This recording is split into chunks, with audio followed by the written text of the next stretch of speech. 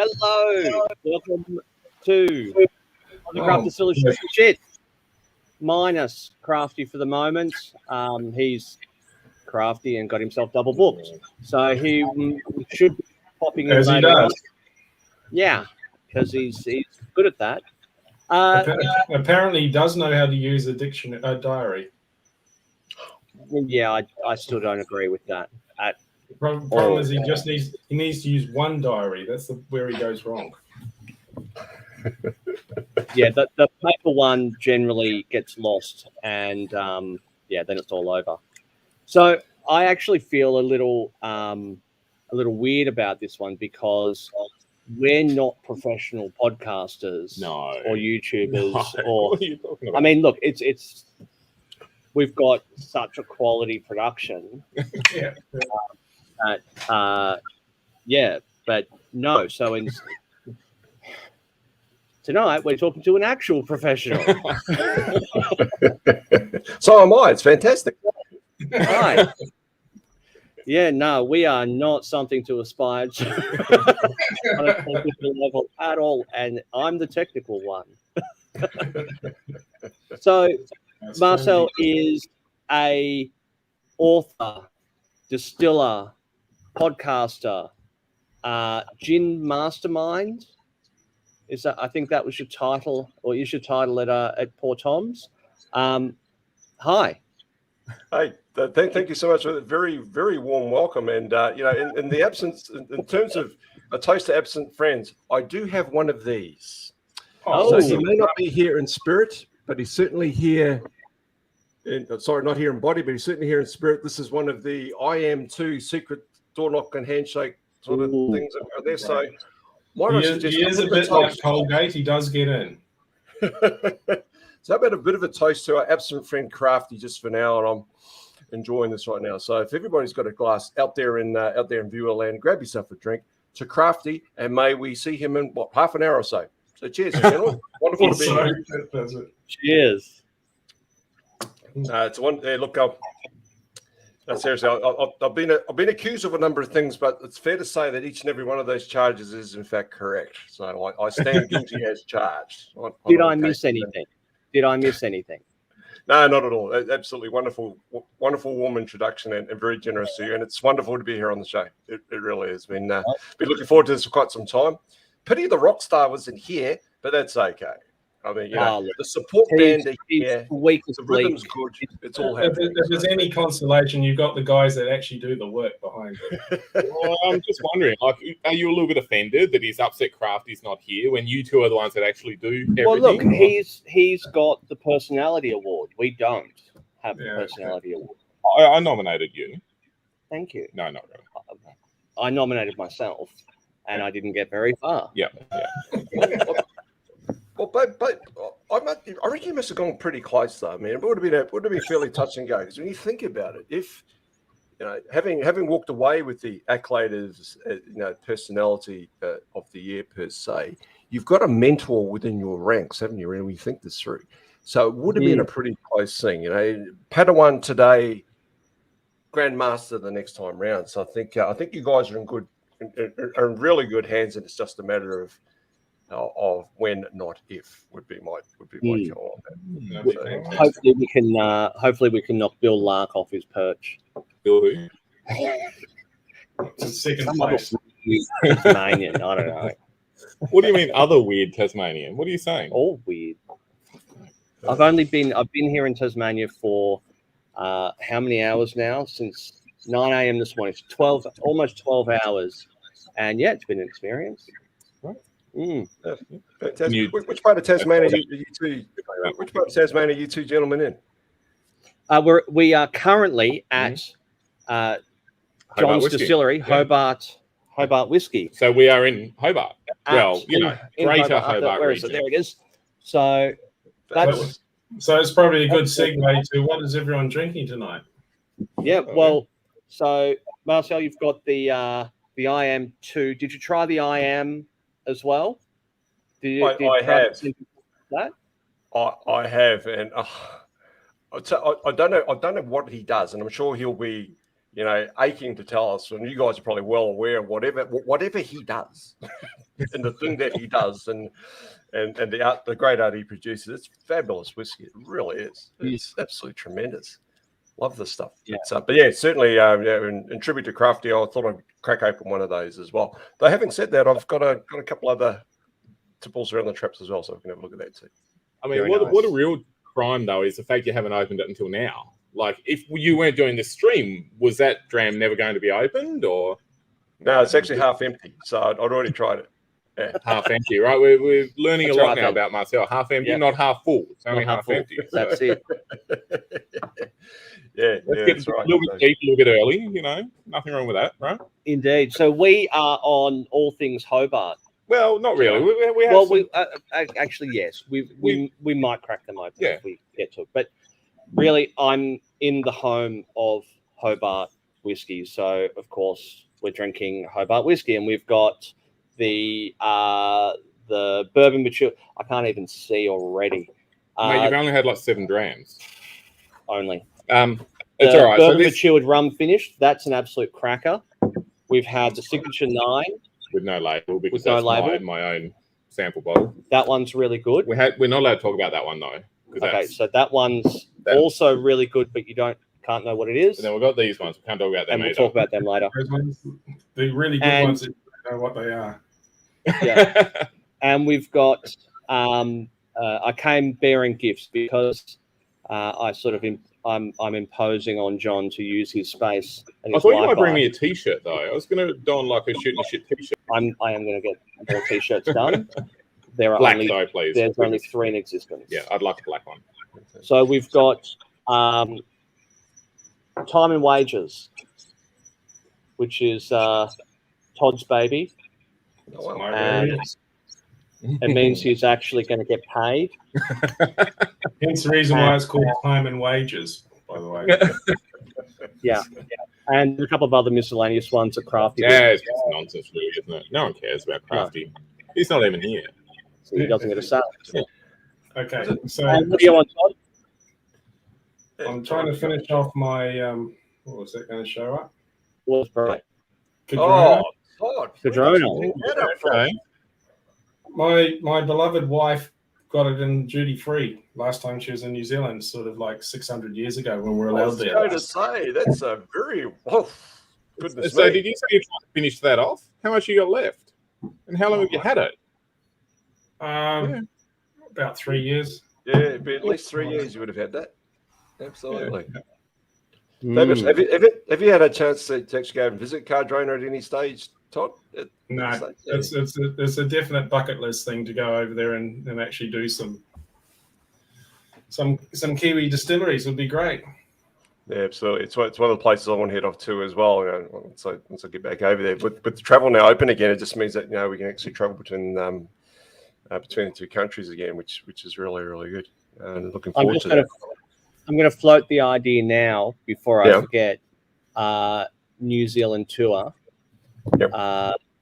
Marcel, yourself as guide, because Yeah. Todd's going to be an Australian by then, so he'll be the foreigner. I think that'll be quite good. New Zealanders take on the New Zealand spirit scene. That'd be wonderful. I'll tell you what, I'll challenge accepted, my friend. And what I think we ought to do too, though, is make a bit of couple of decisions we need to make as far as the tour is concerned. So I'm originally from the North Island, so that's my patch as such. But I know enough people in the South Island, which is very much becoming whiskey country, and Crafty's probably have a few anecdotes around Wilson's distillery, whatever you could probably share. So it's just a case of determining, if it's a whiskey type based kind of tour, then it's a South Island thing, and then we need to think about the time of year. So I don't know, did any of you guys like to ski or anything like that? I've never really seen snow, so I like the idea of skiing. Yeah. I like the idea of snow. And I'm horribly uncoordinated, so that's a solid no from me. I can barely fucking walk most days. So Well, merely what that says to me is there's a terrific opportunity to really expand your skill base and have some fantastic whiskies and other products in that part of the world. So yeah, challenge accepted. I can my tell you friends. what's going to happen. I'm going to hurt myself badly, and then I'll spend my entire time sitting at the bar.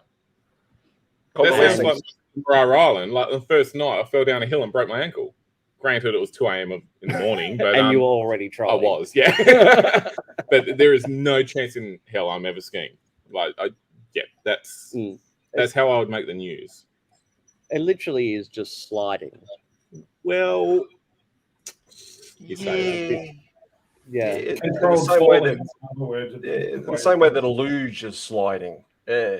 And Yeah, really fast. Jamaicans can do that. So it can be too hard. but Right. So tell me about, why'd you write a book and then write another one? So was this your first one, by the way, or was it? Oh, it was. Oh, wonderful. That's very kind of you, Todd. Yeah, it's still magic. It was actually the first book I published. So I had a few cracks at writing books. And Everyone I out didn't there, get- if you want to know anything about gin, this is a good one to start with. Just so you know, Marcel, Todd only went out today and bought that. He didn't have it before the stream, so. Hang on, it's got his little doggy ears and everything. That's I fantastic. still haven't made any gin, but at least I've got a book that tells me how to do it. Oh, and you know a bloke that's got the T-shirt and the book who might be able to help you. So you know. Yeah, that's it. We look forward to that. Exactly right. So yeah, so to your question, what actually prompted me to write it? It was probably to a certain extent it started off with two things. First of all, was a request, and secondly, it was a case of maybe someone ought to do it.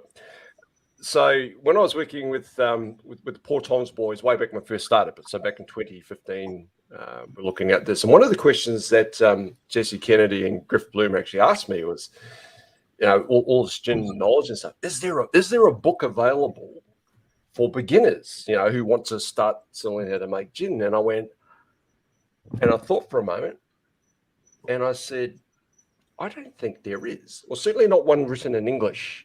There are a few written in German and Italian and Spanish, for example. So unless you're a linguist, that is a little bit difficult, probably beyond the reach of most people. But I also said, well, look, it's like this. If there isn't a book, I'll write the damn thing myself in a couple of years' time. And of course, you know, yeah, right, I see you write a book, which of course, you know, to someone double their age is all right, game on, I'll take up the challenge kind of thing. And so to a certain extent, that was part of it. It was actually a need that was highlighted to me, because most of the gin literature that was out there at the time, and to a certain extent, it's still very much the case, was written by historians and cocktail makers and bartenders, the odd actor, a chef, salespeople, marketing people. And I thought to myself, there's something missing from this whole gin story.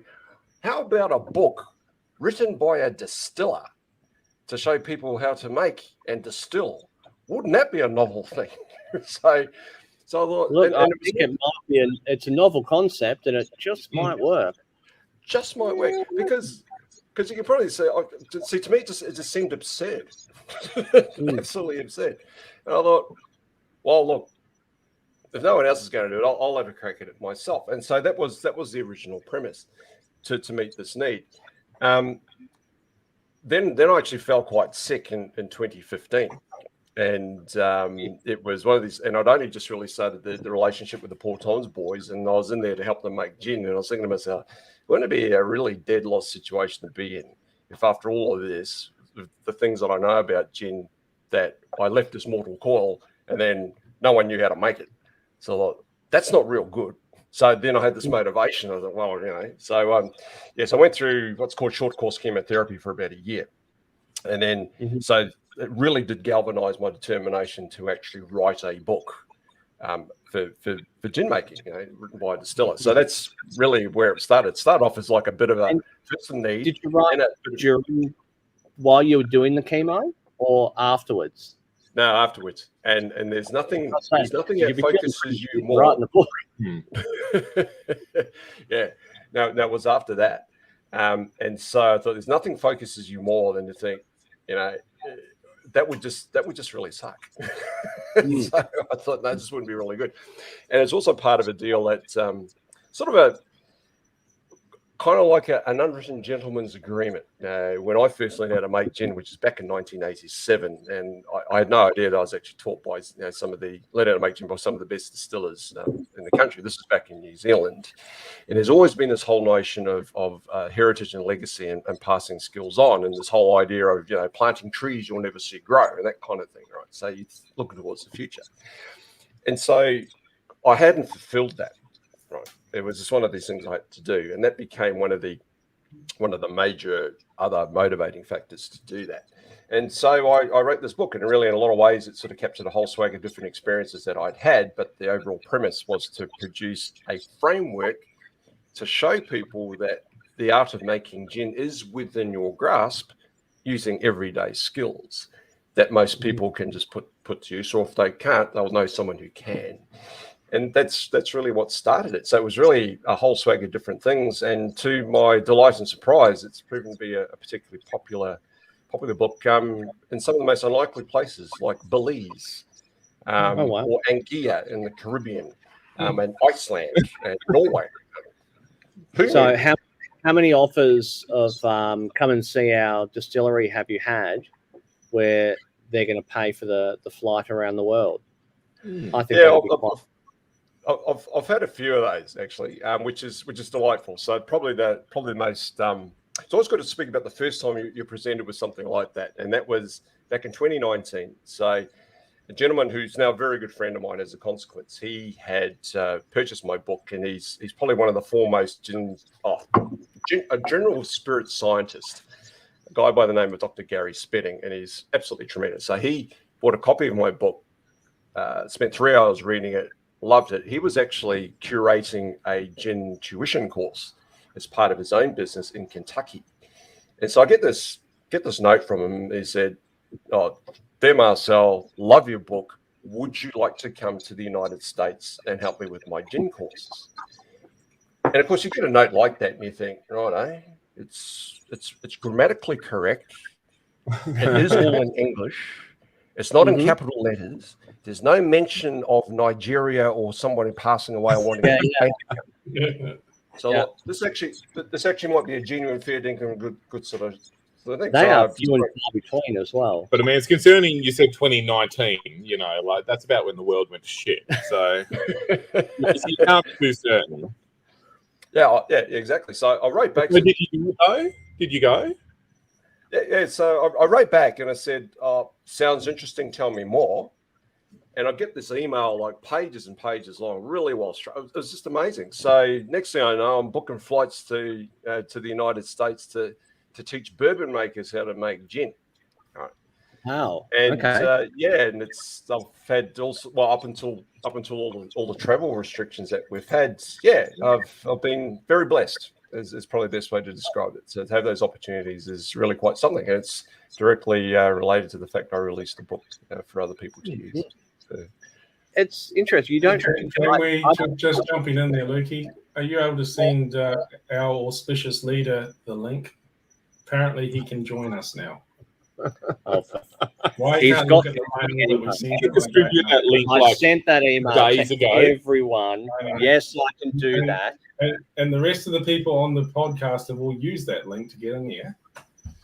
But anyway, I digress. Right. Yeah. Carry on. So, what's the American gin scene like? I find that really interesting. It's my association of spirits and the US is bourbon. Yeah, and why would bourbon makers, when they're making such an amazing product, want to make gin, which is like a poor man's product, right?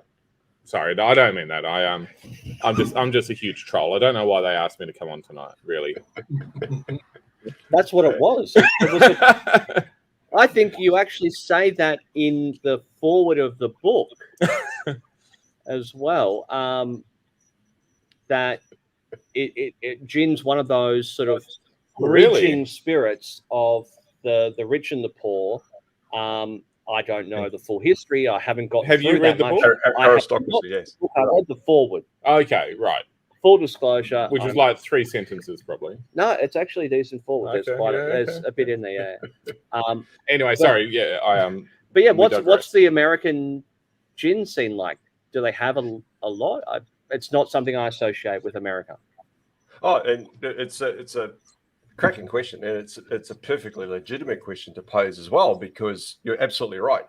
It's a country that's steeped in aged spirits. They've been making bourbon for well over 200 years. They stumbled on the whole idea purely by accident, just shipping stuff up and down the Missouri River and what have you, and had to clean out barrels and put their spirit in there, and it hung around there for a few months, and this wonderful honey nectar would appear at the other end when they actually pick these things up.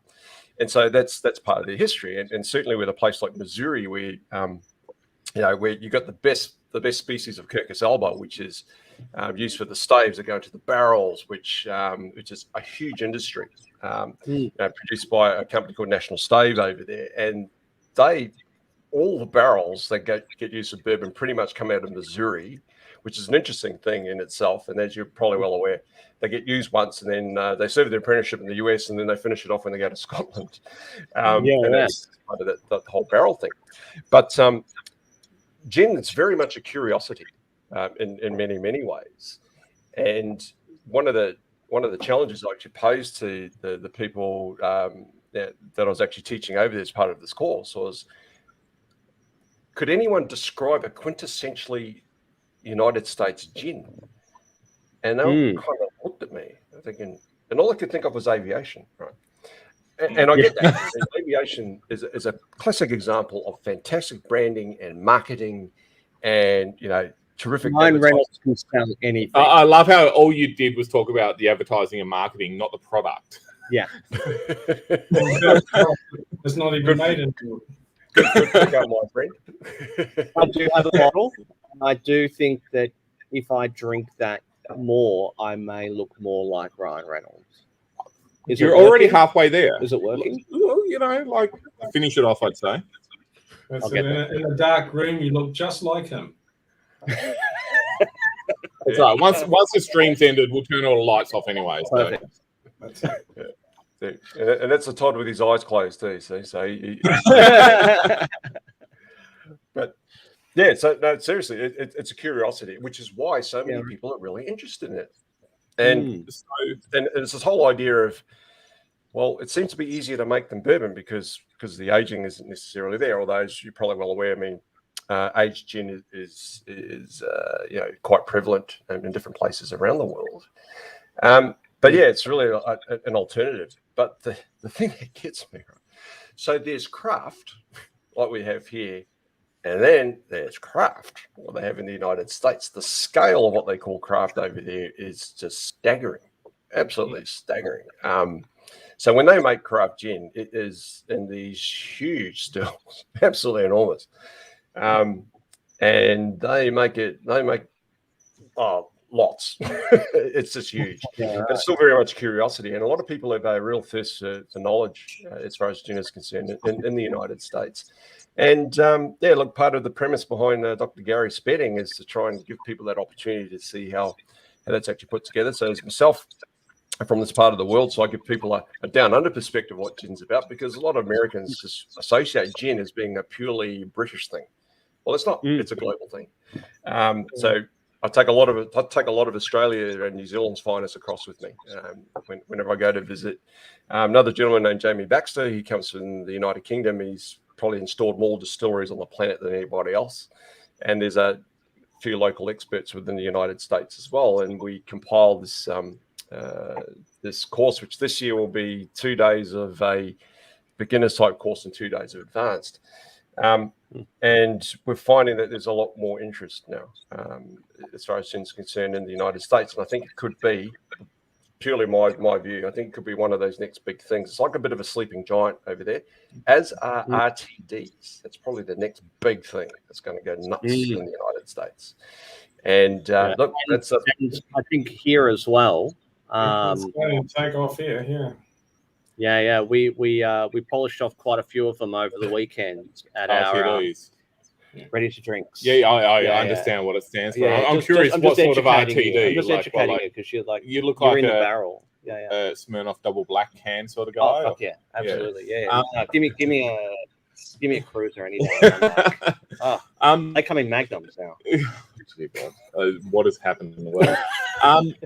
I have a question though. Like my first thought was, barrel-aged gin in the States. It seems like a match made in heaven. You're bringing all these botanicals and fruit and flavour in, and then getting the, what I would consider one of the best products in the world, bourbon, into the gin. And then second one is, what are they using for stills? Because I thought they'd all just have pot stills there, right? So are they just stilling their own product, or are they just buying a neutral spirit? And do they have reflux stills up there? I mean, I'm probably just not educated about the States and how they operate, but do they do gin like we do gin? Not that we do gin, but here we don't do gin like other people do gin. We've done gin. It's a great question. As you're probably aware, it does depend on the size of the operation and what the operation intends to sell. So they'll cater for that. But more often than not, they're like repurposed column stills, right? Is what they'll use, and they're big. They're massive things. They're absolutely huge. And so because they've got there's one particular very popular still maker over there called Vendome and Brass, which is located, I think, in Missouri. And they make these custom stills, and they are huge. They're enormous pieces of kit. So often they'll start with repurposing existing stills, and then they'll go to a place like Vendome and come up with a still design which is geared towards gin. Now, some of the advantages they've got in the United States, which you're probably well aware of, is a far better excise rate than we have here. It's like 1/10 of what we pay here.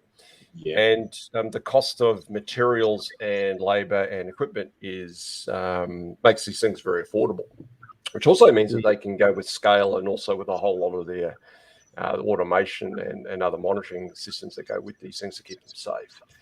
And it all starts off pretty much the same way as everyone does here, but they get big real quick.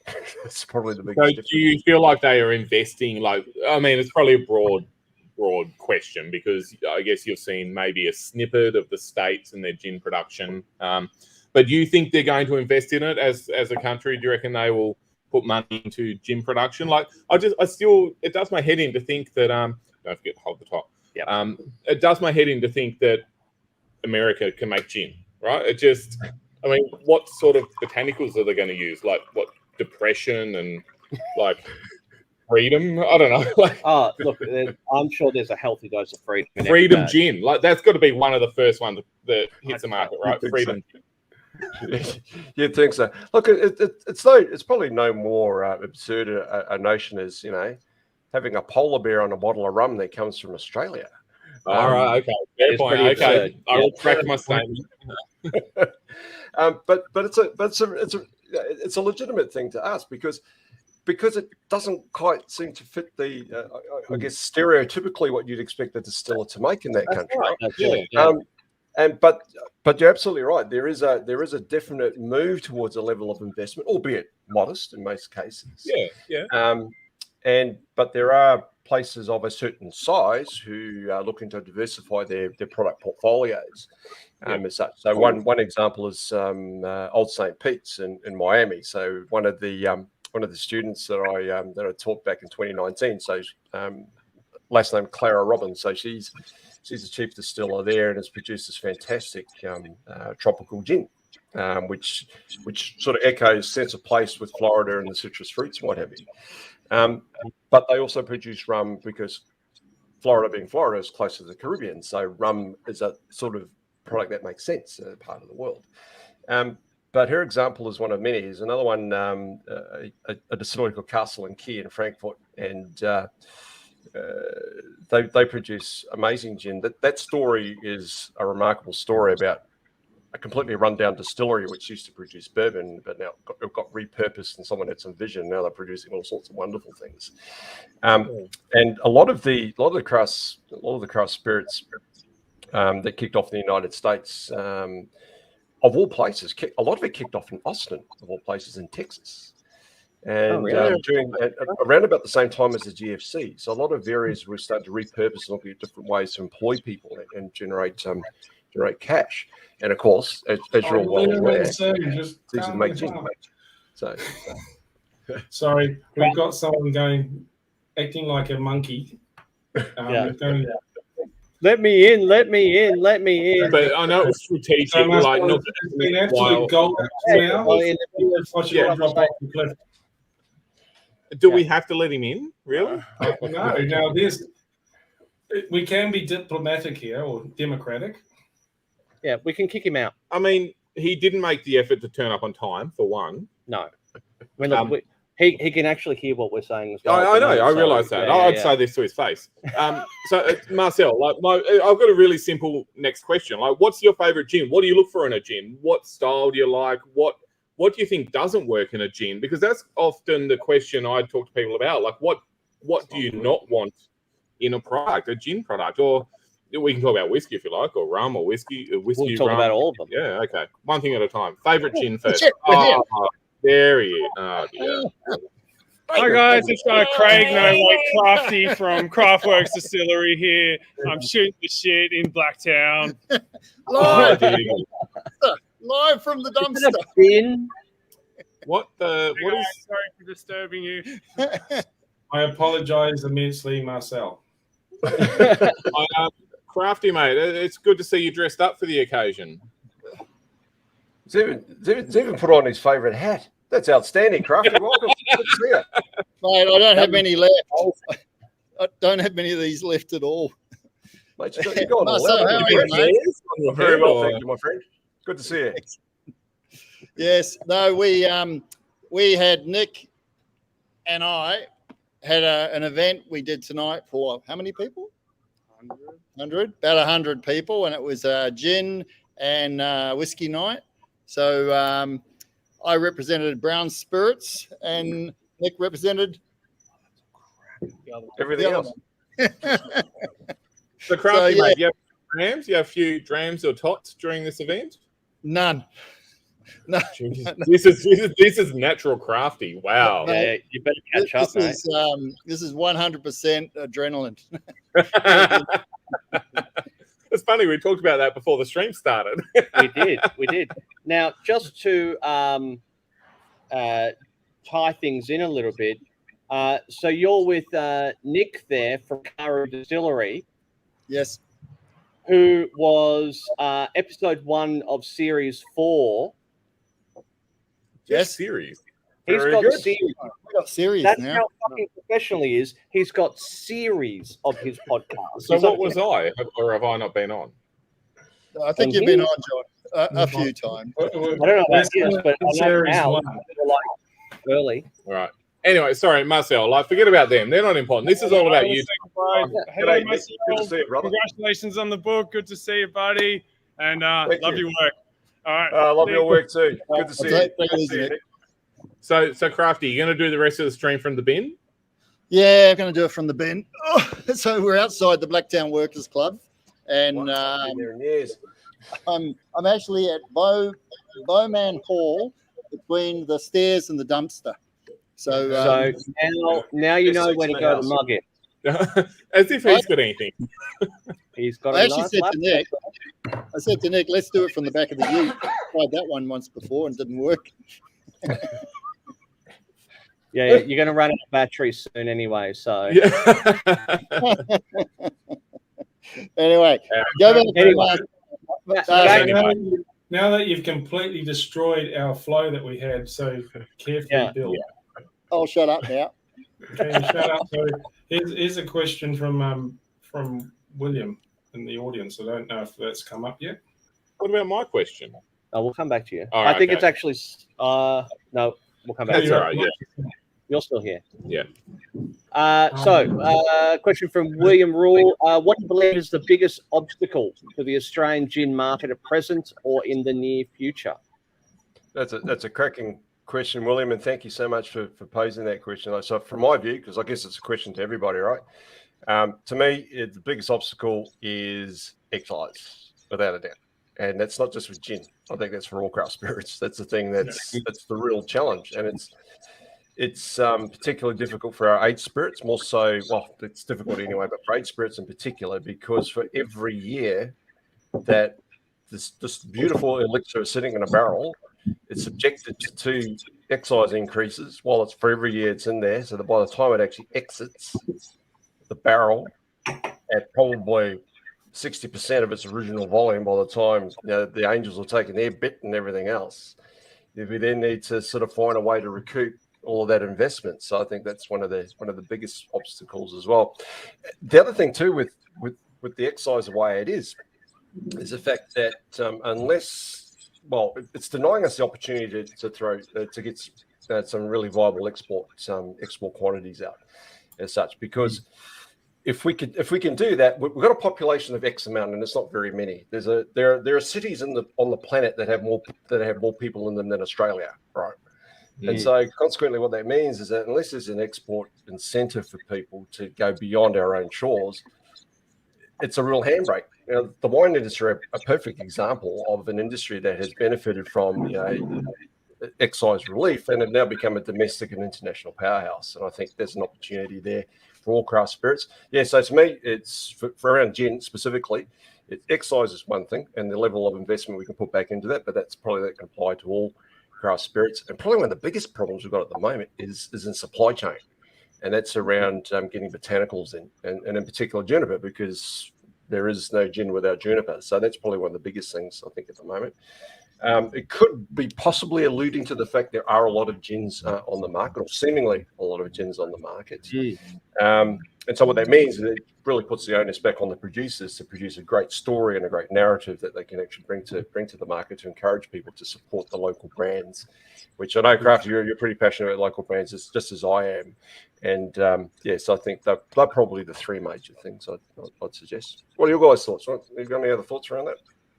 I mean, I guess I'm quite lucky because from an excise point of view, as a very small gin producer, we don't do a lot of volume of gin here. The excise for us right now is in a pretty good spot because of the reform that's happened recently where it helps the small guy, right? And I think that will help people trying to enter the gin market because it sort of offsets that first chunk of excise they'll ever have to pay by, instead of paying it and getting a rebate back 60%, now you just don't have to pay it outright. Completely forgot my second thing I was going to say. It was it's about supply chains, maybe export. Well, supply chain I think is always going to be a problem in Australia, as we see in barrels are a problem. We're going to have problems getting the juniper. Sure, we've got a heap of botanicals that we can use, and we've got 1,000 gins with 1,000 different botanicals. So that's right. Yeah, it was just like you said. It's about story and selling the product and making something unique. Because I mean, I looked at the gin market 6-7 years ago, and it was like hypothetically or realistically, maybe like 20 Tasmanian gins. And it's fucking crazy. The market can't support more than that. And now there's hundreds, right? But as we touched on before the stream went live, my concept of gin was when I was much younger and I hated gin outright. But I realized then I was drinking shit gin, right? Like we're young, we're in share houses, and you buy whatever you can. You buy the cheapest possible thing with the aim to get I've drank horribly embarrassing amounts of VB. But, that's how we learn. But what I have found is the gins being produced now are of that next level. Like they're bringing something different to the table. The distillate, the initial distillate is better. The botanicals are better. The recipes are better. But the truth is you can have the best product on the market, but if you can't reach your customers or any customers or get it out there and tell your story and tell people what you're doing, it's absolutely worth it. Yeah, you're not going to sell a thing. Yeah. Look, I agree, and I'll give you my take on gin. So, we have one gin right now, and look, if it wasn't for Nick and Ellie, we wouldn't have that gin. We're working with Nick and Ellie, developing the gin, and actually still making it on their still until the Craftworks column still arrives soon, hopefully. But we're on the fringe of gin. We only make enough to support our markets, our cellar doors, very small bottle sales and that. It's not a mainstream item for us. To me, if we turned it into a mainstream item for us, it would create massive problems because gin is a big equation. You've got to be able to back it up with volume, and you've got to gear up to do that. And for us, that would detract from whiskey. And number one, we're whiskey makers. But I'll tell you what, once we get our little 360-litre pot column, I cannot wait to start playing around with barley and playing around with gin from a whiskey making standpoint. I reckon it's going to be fun, Marcel. I'm looking forward to that. Oh, I can't wait to see the barrel aged gin from Crafty. It's like I am gin, and then it'll be I am gin 2. Mm-hmm.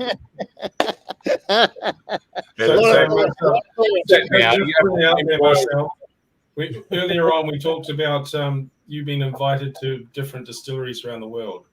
Okay, if you want to laugh, come and visit us at the shed.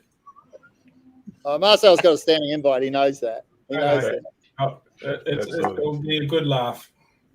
No, I'd welcome that opportunity, absolutely. And you're right, and thank you, Crafty. I just haven't taken you up on that, but yeah, I appreciate the fact the open invite's there. So I reckon forget about them. Come to Hobart. I'll show you around. We'll do a day. I got to Hobart as well. Yeah, perfect. I'm getting the tour around Hobart. I'm getting the distinct impression it's going to be the John and Luke podcast. I see a breakaway here forming. I mean, he's onto us. Like, this is actually why Luke's in Hobart. We're trialing this thing. We had to feel it out. I think it works. Yeah, I know. We have the energy and the chemistry. Yeah. Todd and we just don't have it, right? We look. We might have already had half a dozen different drams that may be contributing to just a fraction. No, mate, this is me all the time. This is me rolling all the time. So nothing changes. You guys can be brothers. Brother from another mother. Except I'm a ranger and look, there's one in every family. Right. I just like. I want to put something out quickly. A comment. Hang on. I got the talking stick. Marcel, do you remember Wilson's whiskey? Yes, I do. Absolutely. Right. Okay. Now, in my late teens, early 20s, I went away on a camp, and it was a summer camp with some mates, and we just had a fantastic time. And I consumed way too much Wilson's whiskey. And I remember, it was somewhere up north, further than Whangarei, I think. Anyway, so I consumed a huge amount of whiskey.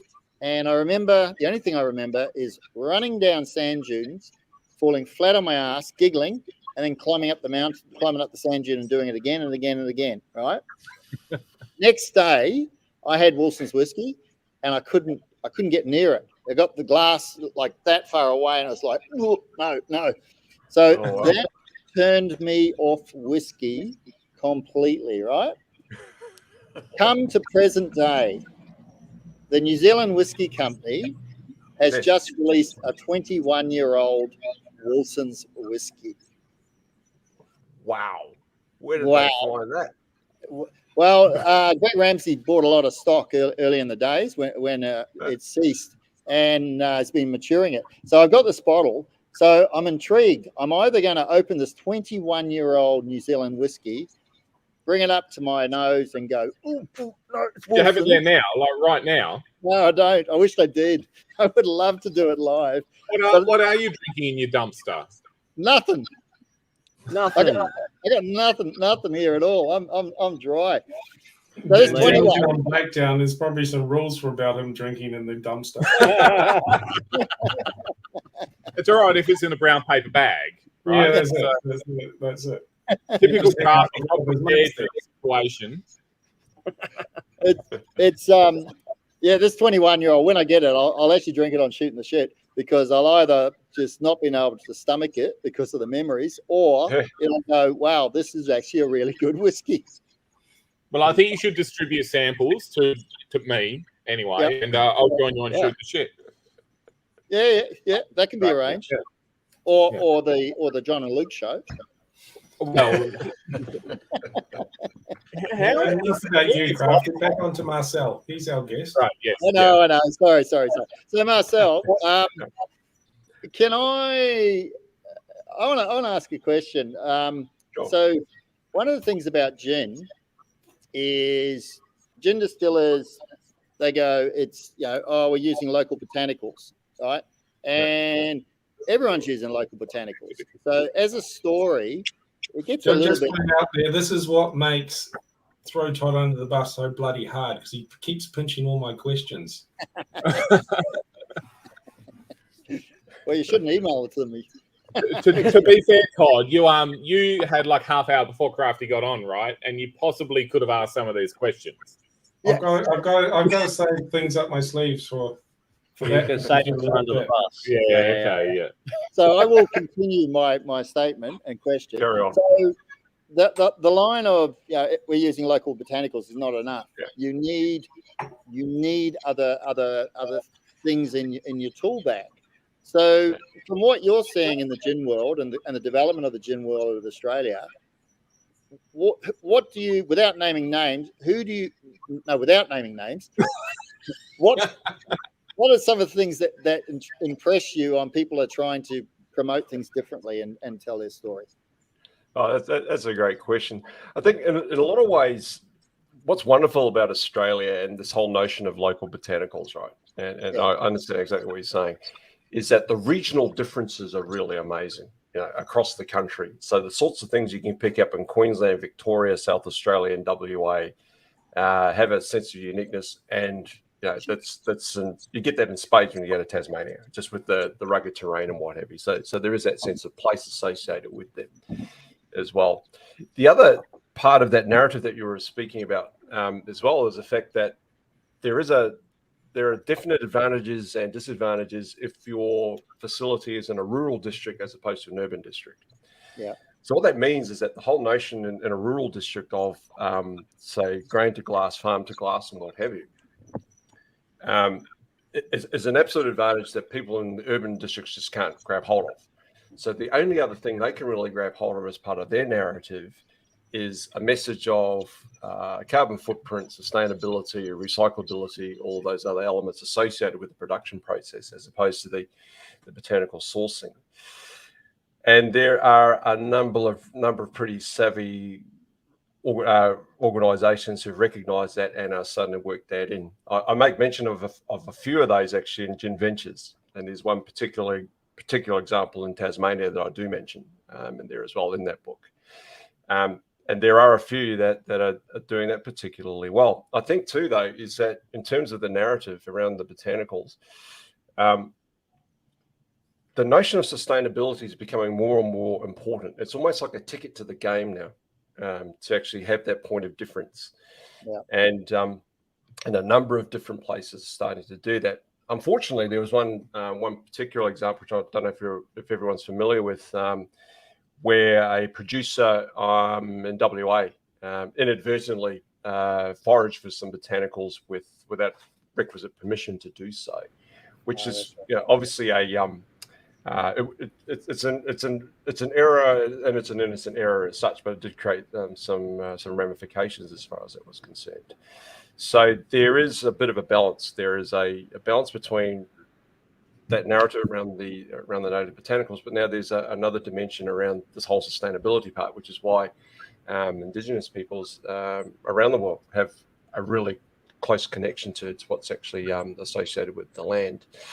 But yeah, there are a few that are doing that very well, and a few of these standouts just recently, and one in particular is won gold at IWSC this week. A small operation in New South Wales. It's been through all sorts of challenges. And I mentioned that operation in Gin Ventures as well. So there's a few in Gin Ventures, without naming any names right here.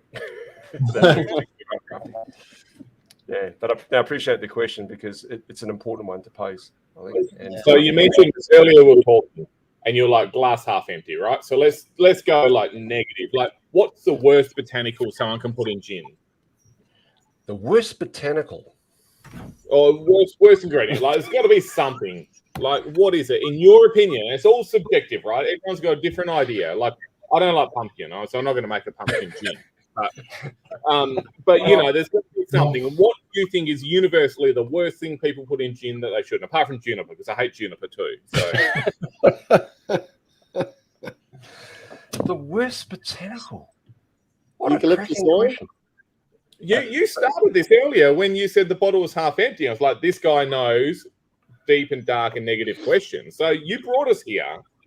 Well, not exactly, and I'll explain why. And Crafty will get this because this is kind of this is sort of like a Kiwi mentality thing, right? So when you've got a bottle, right, you do empty it, right? So when half of it's out, it means half of it's been empty.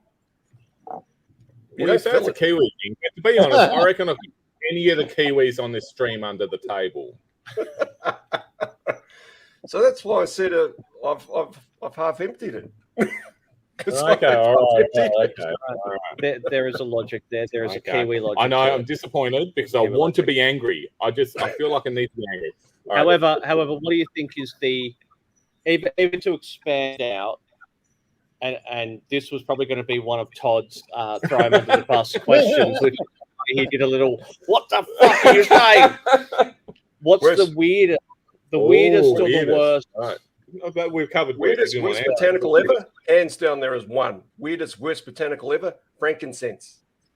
Ooh. Frankincense. Yeah. Bar none. Wow. Absolutely bar none. And the number of people who have a crack with frankincense is astounding. It is the most awful thing. Here's the thing: people get tempted by the aroma. It's actually quite a pungent. But you try chucking that in a still, and it will gum up your still forever. And you are flat out trying to get rid of the stuff. It is awful, absolutely awful. I reckon Weirder, our original distiller here, wanted to go and get mirror mitts as well. Abalone to do abalone blood gin. Oh God! We tried it. It wasn't great. It was like salty gin, which maybe is some people's cup of tea, right? But yeah, anyway. Oh God, no, that doesn't sound good at all. You actually raised a really good point. It's probably I don't know, maybe a bit old-fashioned, and I'm happy to be that. But see, when we're using ingredients which aren't of an agricultural origin, we just need to be really careful about how we treat those sorts of things without getting caught up in the novelty of doing so, right? Absolutely. That's right. Yeah, Julian, I think of that. That's one I'm definitely not going to try. Truffle olive oil is a big thing, right? Yeah, truffle salt, truffle everything. But they do truffle gin, do they? Truffle gin, yes. There's truffle gin. No? Okay. Yeah, I haven't got a view on abalone stuff. I wanted to do a Bunnings sausage gin. I mean, that could be interesting. You can tell I'm not a gin person, right? Because I have all these stupid ideas. So, well, look, there is a market for the weird and wonderful, and as Marcel said, it's a novelty, I guess. Yeah. There's a novelty. Archie Rose did Archie Mite. I vaguely remember that. Which wasn't a gin, no. It was a Vegemite spirit. And there's a market for the weird and wonderful. Okay, yeah. Absolutely. I know this one producer that did this honey business. I can't remember who they were or what it was. But... Hey, can I tell you guys a story about the honey? It's not about you, Crafty. We're talking to Marcel. No. It's just so to me, yeast are like personalities. Yeah, right. Agreed. Absolutely. And when you think of it, g'day, buddy. Your security, eh? Okay, I'm just here doing a little podcast. So good. Put him on the camera, Crafty. Get him on the show. Sorry. Ask him if he's got any questions. I mean, to be fair, Crafty does look homeless, so yeah, it's best of times. Anyway, so yeast have personalities, right? So for example, Saf Spirit M1 distiller's yeast, it's a soldier. It knows what it needs to do. It comes in, it does a good job, and then it goes away, right? Vike yeast, Norwegian farmhouse yeast, is a Viking, right? It comes in hard. Rapes and pillages. It's all about rapes and pillages. It's all about razzing everything to the ground, and then it's off, right? So with the honey spirit, we decided to do a little thing where instead of making mead, we wanted to make a honey wash. So I said, talking to my mead mate, I said, well, he came up with the idea of Vike, and I said, well, let's ferment hot and hard and fast and use Vike yeast. So we used the Vike, expecting it to be a Viking. It was more like the old guy that plays the lute, who's been around in the Vikings forever and doesn't do any fighting at all. It just it just played its lute for 2 days and then sleep. Basically gone. His lute has only got one string too, by the way. and it's broken. And it's been honestly a comedy of errors. So didn't do anything. So I was like, okay. So I thought I'd throw some M1 in. So M1 being the soldier, but it was the wrong war. It didn't know what to do. It just. So I brought a knife to a gunfight. Is that what it did? I see you played knifey spoony before. Oh, I tell you. So these are the challenges you have sometimes, and in dabbling with different spirits and trying. Yeah, you're absolutely right, and it's why in Still Magic I kind of set a framework, and it's more descriptive than prescriptive, right? It says here's like you can play around in this kind of area and you'll be pretty well right, but really it's up to you how you want to do the things that you want to do. But you're absolutely right, Crafty. But it's not until people do take some innovative sort of thinking along the lines that you just described that we can start looking at a lot of these things. And seriously, a lot of it's trial and error, right? A lot of it, to be fair, having said that, though, is educated trial and error. So, for example, you need the sugary thing to throw the yeast at it and you start doing all this weird stuff at it at the right temperature. Yeah. So you know enough about that. And then you just get a result that isn't necessarily what you expected, but you would have learned from it to work out have another crack. So that's what it's all about. Exactly right. Yeah. Vic with agave. Whoa. I've used Vike for agave for shits and giggles, sitting in low wines at the moment. That's amazing. Yeah. So, have we done the throw Todd under the bus yet? This whole episode's been throw Todd under the bus, but knock yourself out. Since everyone tonight has pitched all my great it's time for throw the Todd under the bus.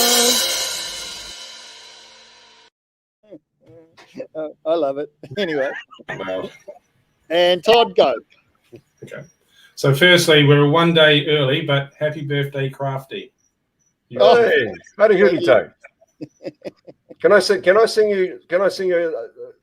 May I sing you happy birthday in Māori, in Te Reo Māori? Is that all right? Do. Yeah, go for it. Righto. Hari huri tau kia koe, hari huri tau kia koe, hari huri tau kia Crafty. Hari huri tau kia koe. There you go, Crafty. Happy birthday, brother. Oh, thanks, mate. It took me back to my childhood a little bit, really. Mate, it's one of those things, Crafty. Yeah, what do you give the man that has everything? All I can give you is a waiata. That's all I can give you. Mate, I just appreciate my calendar. Car pie. So I remember next year. All right, Todd, you're under the bus. What do you do? Okay, so what's the single biggest mistake you've seen people make as they're starting their distilleries?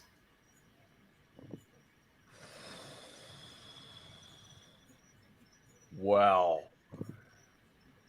Single biggest mistake. That's a multitude, isn't there? Wow. When you start, you make lots of mistakes. Single biggest mistake? You could probably put them into Crafty was actually in a distillery, but apart from that. I think there's a really big mistake that people starting a distillery make, and it's before they start it. It says, how hard can it be? Yeah. And they go in with the sense of naivety around, I went to a distillery and I saw this and that, and then what happens is that they find themselves getting into this loop of trial by error, right? and it kills you. Yeah. So just harking back to that, one of the, I think even before people started distillery, is that I think people underestimate the cost of learning for free. And the reason I say that is because often when people sort of dabble and delve into this whole idea of a distillery, they'll watch a few YouTube videos now and again, or they'll do a big binge on YouTube, or whatever it is, whatever the source happens to be.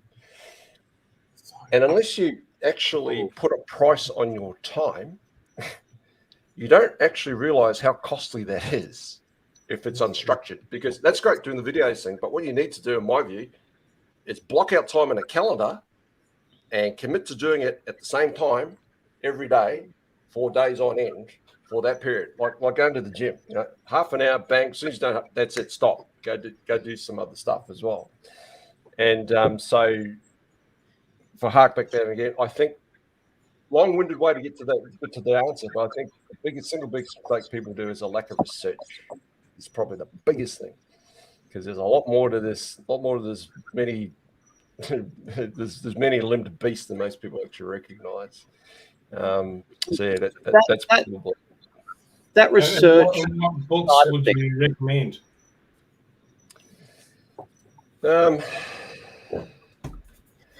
This may come as a surprise, actually. But what I would recommend actually isn't a book. What I would recommend is subscribing every year to the Institute of Brewing and Distilling, and get this every month. Yep. Get that. Costs you 100%. about £150, and this is absolute gold because it's up to date, doesn't go out of date, and it covers a whole welter of different areas in craft spirits and all spirits across every nation that makes the things, every single development, whatever. They also advertise to people who want to learn how to do things or have some kind of an internship at a distillery. They'll do that. So a classic example is the Reefton Distilling Co. in Reefton in the South Island of New Zealand needed a distiller who had experience in whiskey. So they advertised in that magazine, and now they've got a master distiller from Scotland who emigrated to New Zealand specifically for that job because it's COVID free, and what a great place to go, right? Oh, but I mean, you live in New Zealand. I mean, who wants that? Well, Especially the South Island of New Zealand. Really not worth it, is it? I mean, the West Coast of the South Island. I guess every job has downsides, right? Yeah, exactly right. So yeah, that's actually what I recommend. Not so much a book, but subscription to that. IBD's Brewer and Distiller International Magazine. IBD, I'll add to what Marcel's saying. So I joined the IBD and did the certificate in distilling, and it was one of the best things I did because it gave me structure around my learning. That's right. And it makes you apply. So exactly what Marcel's saying there. You have to block out time, and there's an exam at the end of it. So you got to swap. It's going back to school. Todd's doing it right now. Nice one. Good on you, Todd. Which is great because I thought I'd better learn a little bit of technical stuff about what I'm trying to do. Well, the thing is, forever. Todd's done it further on than when I did it. So I did it right at the start of my journey. So Todd's already knows a lot of what's in the thing. But what it does is it gives you names in context. It's like, that's what that's called, and that's why that does that. I understand. Yeah, no, it's IBD. Absolutely right, and it means that you learn the common language to the industry at a global level of understanding, right? Because everyone uses the same terms, and so there's no misunderstandings, ambiguity, all that kind of stuff around how the various processes get pulled together. And you're right, Crafty. It's the general certificate in distilling is really well structured. Tip for young players, if anyone's out there doing it, you get a curriculum. They only test you stuff that's in the curriculum. So use the curriculum as your guide to all the things you need to learn, right? Because they won't teach you, they won't ask you about things that they haven't taught you at all. And that curriculum will tell you exactly what they're going to ask you. So just learn all that stuff. How hard can it be, right? Well, that's right. I barely know what a curriculum is because I just basically wing it. That's my whole philosophy. Just roll with it. Make it till you make it. Yeah, that's it. Yeah. So, knowing that you straddle the Tasman, you know intimately the New Zealand market. You know intimately the Australian. Is it the right? You've used straddle and intimate in one sentence, so I'm just a little bit worried where you're going. Yeah, it's a very colourful metaphor. That might end up in my next book. Excellent. Oh, wait, hang on. What's the next book? Royalties. So you're intimate with the Australian industry. You're intimate with the New Zealand industry. being essentially native of both. The main difference between the two, other than a lot of sheep, is the ability to distill as a unlicensed home distiller in New Zealand, Yes, whereas we can't here in Australia. that's right. Do you think that impacts the end product of each nation, or like, do you see any differences there? Or That's a cracking question. It's something I've actually given some thought to as well. So if it sounds like a bit of a scripted answer, my apologies. But it's something I did look at. Good, because I want to know. One of the, like a lot of things, there's opportunities and risks associated with it. So the ability to legally operate any size still in New Zealand is a two-edged sword. It's fantastic that you can do it. So, and a lot of people do. The thing is that when they want to commercialize this thing, often the whole notion of scale is lost, right? So what happens is that as a consequence of, you can go and pick yourself up a 2-liter whatever still, and then you can make some stuff, and that's okay. And it's like essentially an extension of homebrewing to a certain extent. Where it gets a bit tricky, and this is where I think Australia's got a style on a march really on New Zealand, despite the fact you've got access to distilling equipment legally over there, is the fact that often people in Australia who choose to do distilling immediately start thinking about it as a business. Very few people start thinking about it as a hobby, because to do it legally is it's not a pain. It's just part of the regulatory things you need to go through. Otherwise, you're doing it illegally. And so what that actually does to a certain extent is it forces people to think beyond trying to do something like a hobby. It forces them to start thinking, well, if it's going to take all that time and effort to get a 2-liter still registered and get the permission to own the freaking thing, I might as well get a big one. And it's quite expensive as well, right? So they've got to make sure they can offset that cost of getting a license to produce and then a license to sell. So you've got to look at it. Like, you can't just go and do a 5-liter cask and then sell it off to your mates, because it's going to take a while. You just wouldn't do it legally, I guess, right? You're absolutely right. So from that viewpoint, it's not so much a quality thing, because the people that produce high quality gin at scale have gone through the process of producing high quality products, right? And that's beyond what they actually start with, because they're forced to do it. They say, oh shit, if I'm going to invest this amount of money, then I have to find a way to come up with something I can sell on a repeat basis, as opposed to someone will buy one bottle once and never buy another one. And so it forces people to start looking at that enterprise from a business viewpoint, around, okay, I've got all this money. How many do I need to sell? Oh, shivers. That means I need to make this amount. So, for example, if it's 10,000 bottles a year and all you can make is 100 bottles a pop, that's 100 days worth of distilling, which if you're doing it part-time is every weekend for a year. Suddenly it gets, that's a bit hard. That's a lot of watching a pot boil on a weekend. That's exactly right. For a year. That's what that looks like. It's not a qualitative thing. It's more a quantitative thing and around the economics of so doing. And part of the rigor that's applied here, I think it's one of the unexpected benefits, I think, of actually doing that. It applies a degree of rigor, because when you go to the ATO, you need a business plan to get your license to manufacture excisable goods, which means you have to think about it.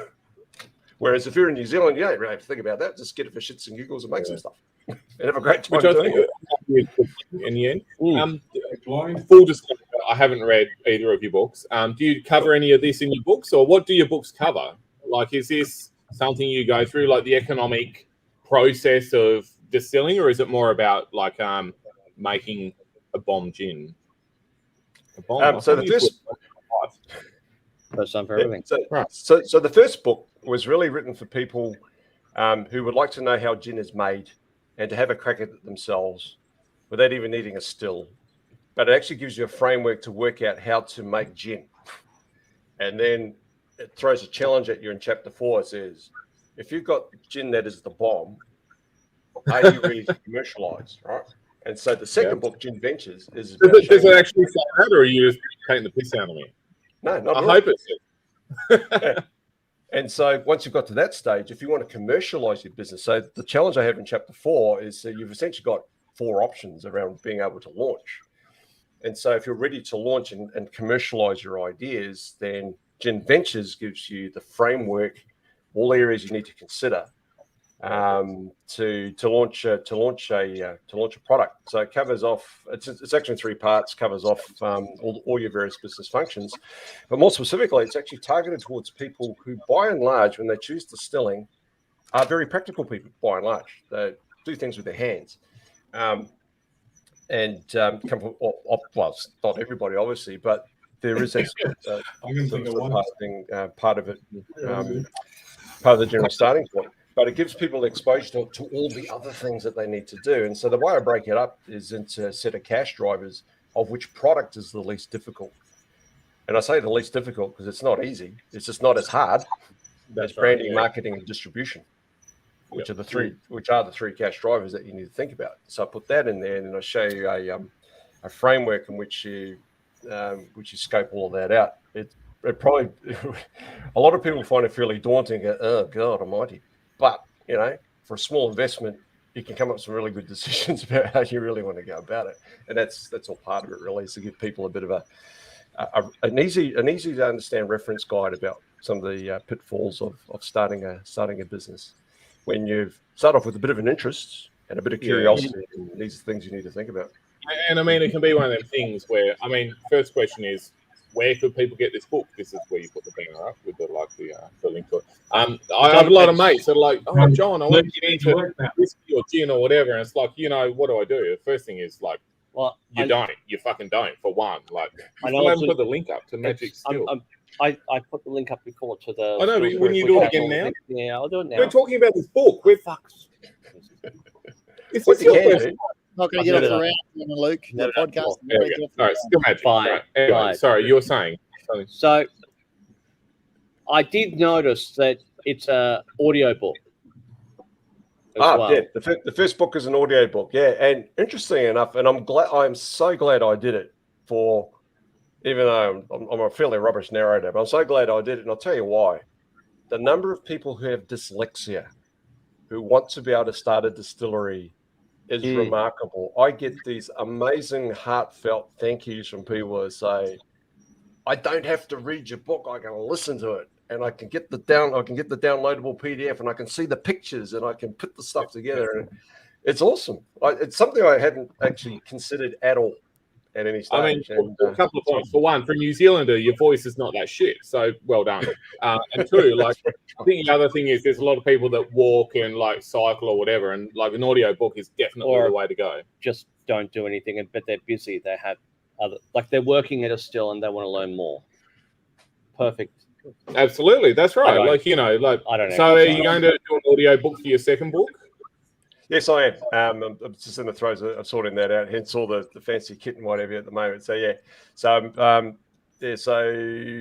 getting that all organised, and I'm trying to work out what's harder, actually writing the thing or narrating it. And it's not much different, even though the narration takes about 8 hours, I think. But it's hard going. I'm happy to narrate it. People have told me I've got the voice of an angel, so I'm here if you need. Dark angel, bit of an angel, I think, would be the. You've got a face for radio. I've been told that as well. Yeah, that's it. It's a good thing you can get this in podcast. Yeah. Yeah. Wow. Listen to it. Podcast is cool. I want to change the direction. I want to ask a technical question. So, Marcel, if asking technical questions. No, because I'm curious on this one. So if John and Luke, their podcast, had enough money and they bought a still, and Todd saved his money and bought a still, and you had a still and I had a still, and we had the identical still, and we were at the same level above sea level, and we were using the same botanicals from the same supplier, would we all make identical gins, or would there be differences? And if there's differences, what contributes to those differences? There would be differences, and I'll frame it slightly differently. Yeah. If each and every one of us had the same car and we had to go on the same trip from A to B, we'd all get there in different ways and have different wear and tear on the car getting there. Yeah. Right. So there's a couple of things in play there. Even stills made by the same manufacturer have nuanced differences between them. Right. It's just a function of the manufacturing side of things. And as a consequence, they do perform slightly differently. As soon as you have a human intervention, there will be differences in terms of how you will take your cuts and what have you. But if it was fully automated, for example, which there are some stills that can do that for you, even then, interesting enough, there may be some differences. But having said that, the differences may not be overly discernible, to an everyday punter that's actually going to pick up your product. But my expectation is that there would be differences, but they're going to be a function of just the way people treat the kit, how they treat the botanicals, how they, because you'd have to also follow the same procedure and treat the botanicals themselves the same way. And there's natural variation between the botanicals, even though essentially they're the same. Right? Just to ask you that. So, I mean, it's very stuff like water quality. I guess assume we're all using the same water, air pressure, like how a vapor will recondense in a condenser. We're all using Walgan water from New South Wales just to make it. I don't. They're a sponsor. Yeah, sorry. Can you say that again? I didn't. Yeah. Walgan. Sorry, can you put it up on the screen so I can see it? Or no, I can't. Okay. No, I can't. Wow, I'm glad I'm not a sponsor. Yes, yeah. And while you're doing that, so the next question, which we go. Follow on, is so how do you have, if you have that variability and you're using the same botanicals and you've got seasonality in your botanicals and that, and you're a batch producer of gin, and you've got a release which is your signature release, how do you maintain a consistent flavor profile batch to batch? Now, I'll just add that. I mean, yes, you have a small batch and you can release them as small batch and say each batch is different. I mean, that's pretty well what we do. But the larger producers, the consumer's expecting to go to the shelf and doesn't matter what the batch is, it's tasting similar. So how do you do that? There's a lot of art in that, is there not? Yeah, there is. I was really fortunate when I first learned about the art of blending. It was at a time when botanicals were far more plentiful than they are now and easily supplied. So what would actually happen was that we would get a big, like a year's supply with the botanicals, and with each distillation, there would be a degree of blending across those to try and even out all those variations. And that's where the master distillers that I was working with, that was just their talent. It was just awesome, absolutely amazing. Another way, so that's one approach. Another way that I know is very, very effective is to have distillates of each of the botanicals and have those stored. And so what that means then is that you can actually, so what you end up with then is like, like a vat of coriander, a vat of juniper, vat of whatever the case may be. Or could be drums, because some of these botanicals have got different aroma and flavor thresholds. You can do that. And then you can volumetrically start blending a lot of the stuff. So when a new batch of botanical starts to come through, then you can do the same distillation. It goes back into your master tank, if you like, and then the blending can be done using sensory across that. That's a pretty sophisticated operation, but that's another way to do that. But I guess the general premise behind your question is around how do you determine a degree of consistency when you've got natural variation as a consequence of climate and origin and supply and what have you.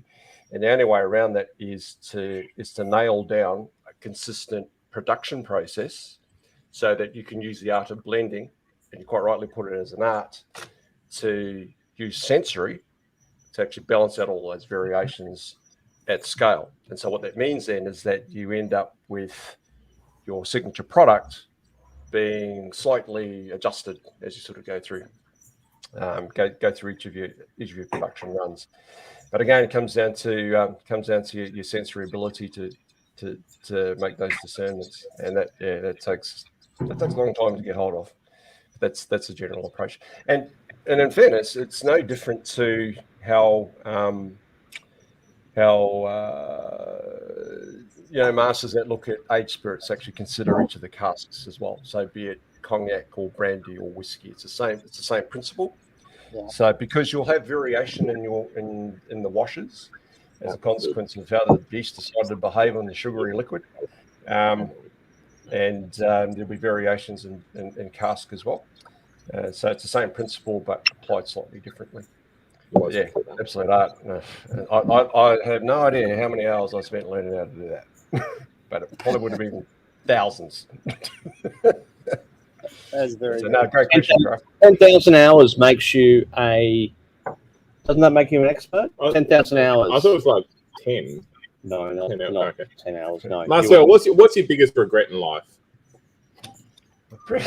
Biggest regret coming on the John and Luke podcast, I think.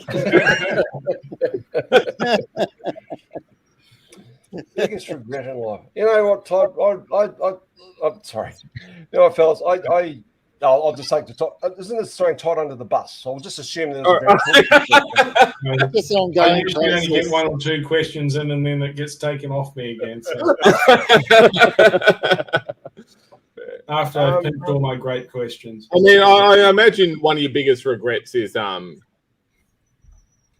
being New Zealander, right? No, sorry, I've got to stop slinging shit at New Zealanders because I probably know a few and they're going to be really angry at me. I'm just curious. Like, is there things in your life, especially when it comes to gin or alcohol, you could have looked back and been like, oh, I could have done this differently. I wish I knew this here where I learned this now. Like, we've all been there. We've made shit whiskey. We've made shit distillate. It's a part of learning how to make whiskey, right? So, do you have anything like that where you're like, just if only I knew now, maybe through some form of book, back when I was starting. Do you have any advice for people? Maybe that's a better question. People starting out, what can they do? We touched it earlier, didn't we?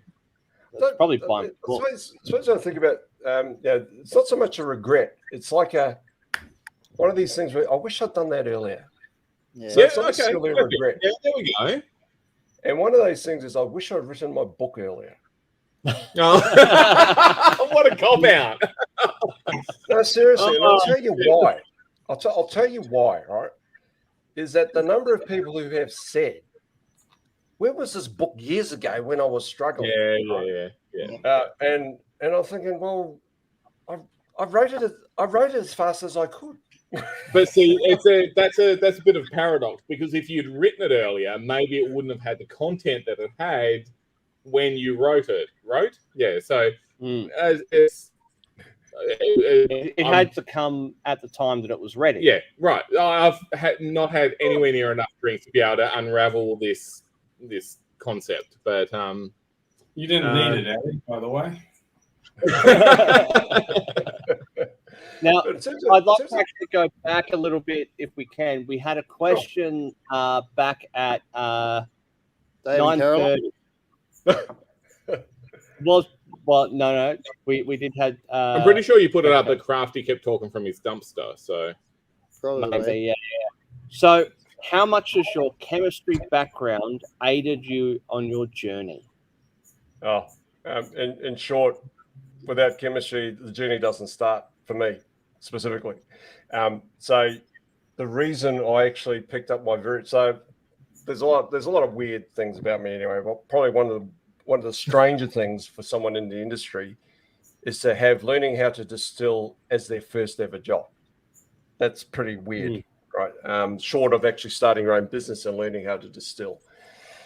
And that only came about because my analytical chemistry background and my ability to run all these fancy analytical machines that this business were looking to branch into, because everything had been done using sensory. So yeah, that helped. and I had this natural curiosity as well around compounds, and I suddenly became a bit of an obsession actually, started looking at all sorts of different organic compounds, because one of the things I learned was around organic synthesis, so making weird things. At one stage I was looking at tree extracts to make various sort of pharmaceutical drugs and whatever. So there's always been that interest there. So that's for me, for my journey, it's been absolutely crucial, because if I hadn't, then the three opportunities that turned up, which were making explosives, making pharmaceuticals, and making gin, wouldn't have been on the table at all. So I know we're talking about alcohol, but can you just backtrack a little bit to explosives? I know, yeah, right. Like, who wouldn't want to make explosives? Like, and alcohol just go together. I know. So well. It's like, I've actually got some down in the Bond store if you want to see some. I don't really. It's all right. ATO. I'm joking. Talk later. Explosives. In a voice, what have you done? Like, what's your I guess alcohol, spirits, gin is a passion. Was it a passion before you went into this, or did you grow into this thing? Like, did you have that internal conversation where you're like, should I do this, or this, and weigh it up and be like, I'll take a punt on gin? Or had you always loved alcohol and the concept of botanicals and putting a product together? Where did you land with that? That's a great question, and the short answer is no. I wasn't that terribly interested in alcohol at all. You're right. Okay. As such, and so that's the first part. But to the second part of your question, or the second part of your description, I had three options. I've been incredibly blessed, right? If only you could put them all together. That's great. So what drove you to pursue this like life of alcohol, right? Like, you had choices, and I mean, any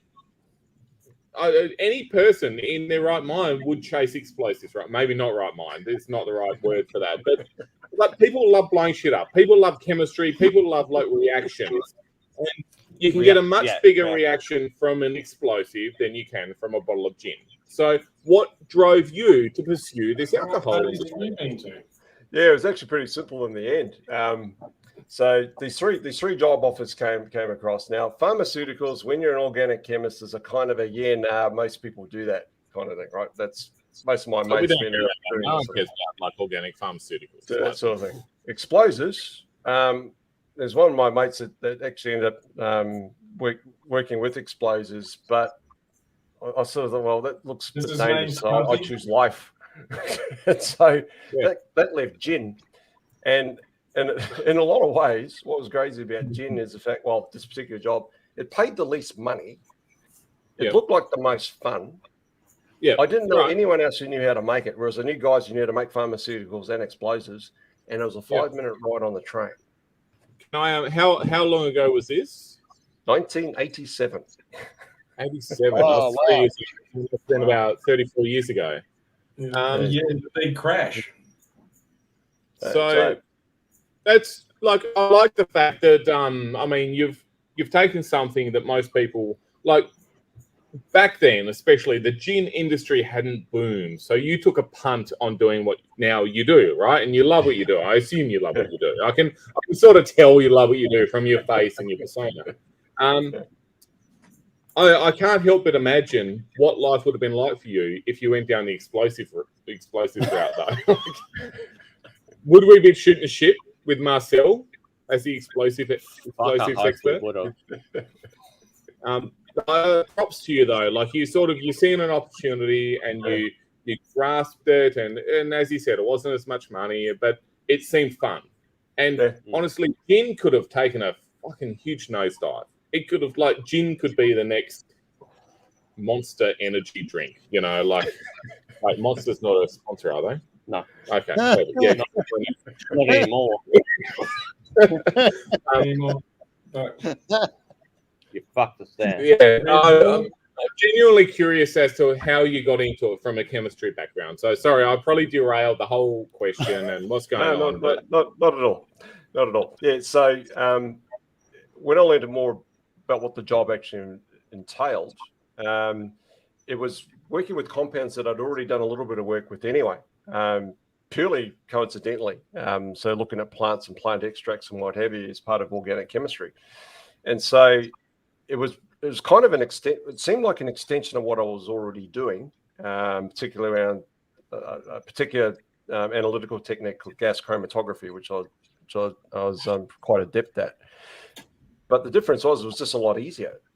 There wasn't any other weird things like to do. It was just like, oh, righto. So it all goes into this big, that's a still, and you do stuff, you take samples off, and it was that. I thought, oh, this is actually a bit of fun. This is quite awesome.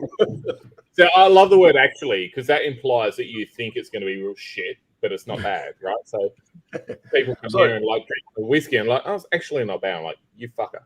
Anyway, so what's next for you? What's beyond this from you? Like, where do you go from here? What's your thoughts on rum? What? Oh, what? Hang on. Yeah, what are your thoughts on rum? All right. What's your thoughts on rum and the rum renaissance and what's happening in the rum space? Rum was actually this is a very little heard story. Yeah, very little. My first introduction to alcohol was rum, specifically Bacardi rum. At my brother's wedding, I was 8, and I loved it. 8? Sorry, did you say 8? 18? 8? Well, we start young in New Zealand. Right, because I like to get people drinks. It's part of the school luncheon. Like a box of rum, like Bacardi. You guys got milk. We got a little bottle of Bacardi each. Mate, they have distilling school for primary school in New Zealand. You know, it's just where do you think it all starts? So in response to Ellie, thank you so much for your question, Ellie. Yeah, so one of my favourite spirits to drink was in fact Bacardi. When I picked it up as a kid. But as you probably all appreciate, gentlemen, as you get older, your taste does change. And so I've got a fairly extensive bourbon collection, and I've got a lot of Scotch whiskey. So I was very much a rum drinking, bourbon drinking, whiskey drinking consumer. Long before I actually drank gin for pleasure. In fact, I was making it at an industrial scale before I actually drank gin for pleasure. So they were the three spirits I really enjoyed. And I had the opportunity to make some rum in different places. So to your question, Crafty, I reckon there's something in that. And I'll tell you why. And it's not so much now. Read it as you like. The country, to a certain extent, is defined by Bundaberg rum, right? It's defined by rum, and should it? And it shouldn't be, is my view. Perfect. Right, that's the answer I wanted. Right, okay. Is Bundaberg a sponsor? No, not yet. Perfect.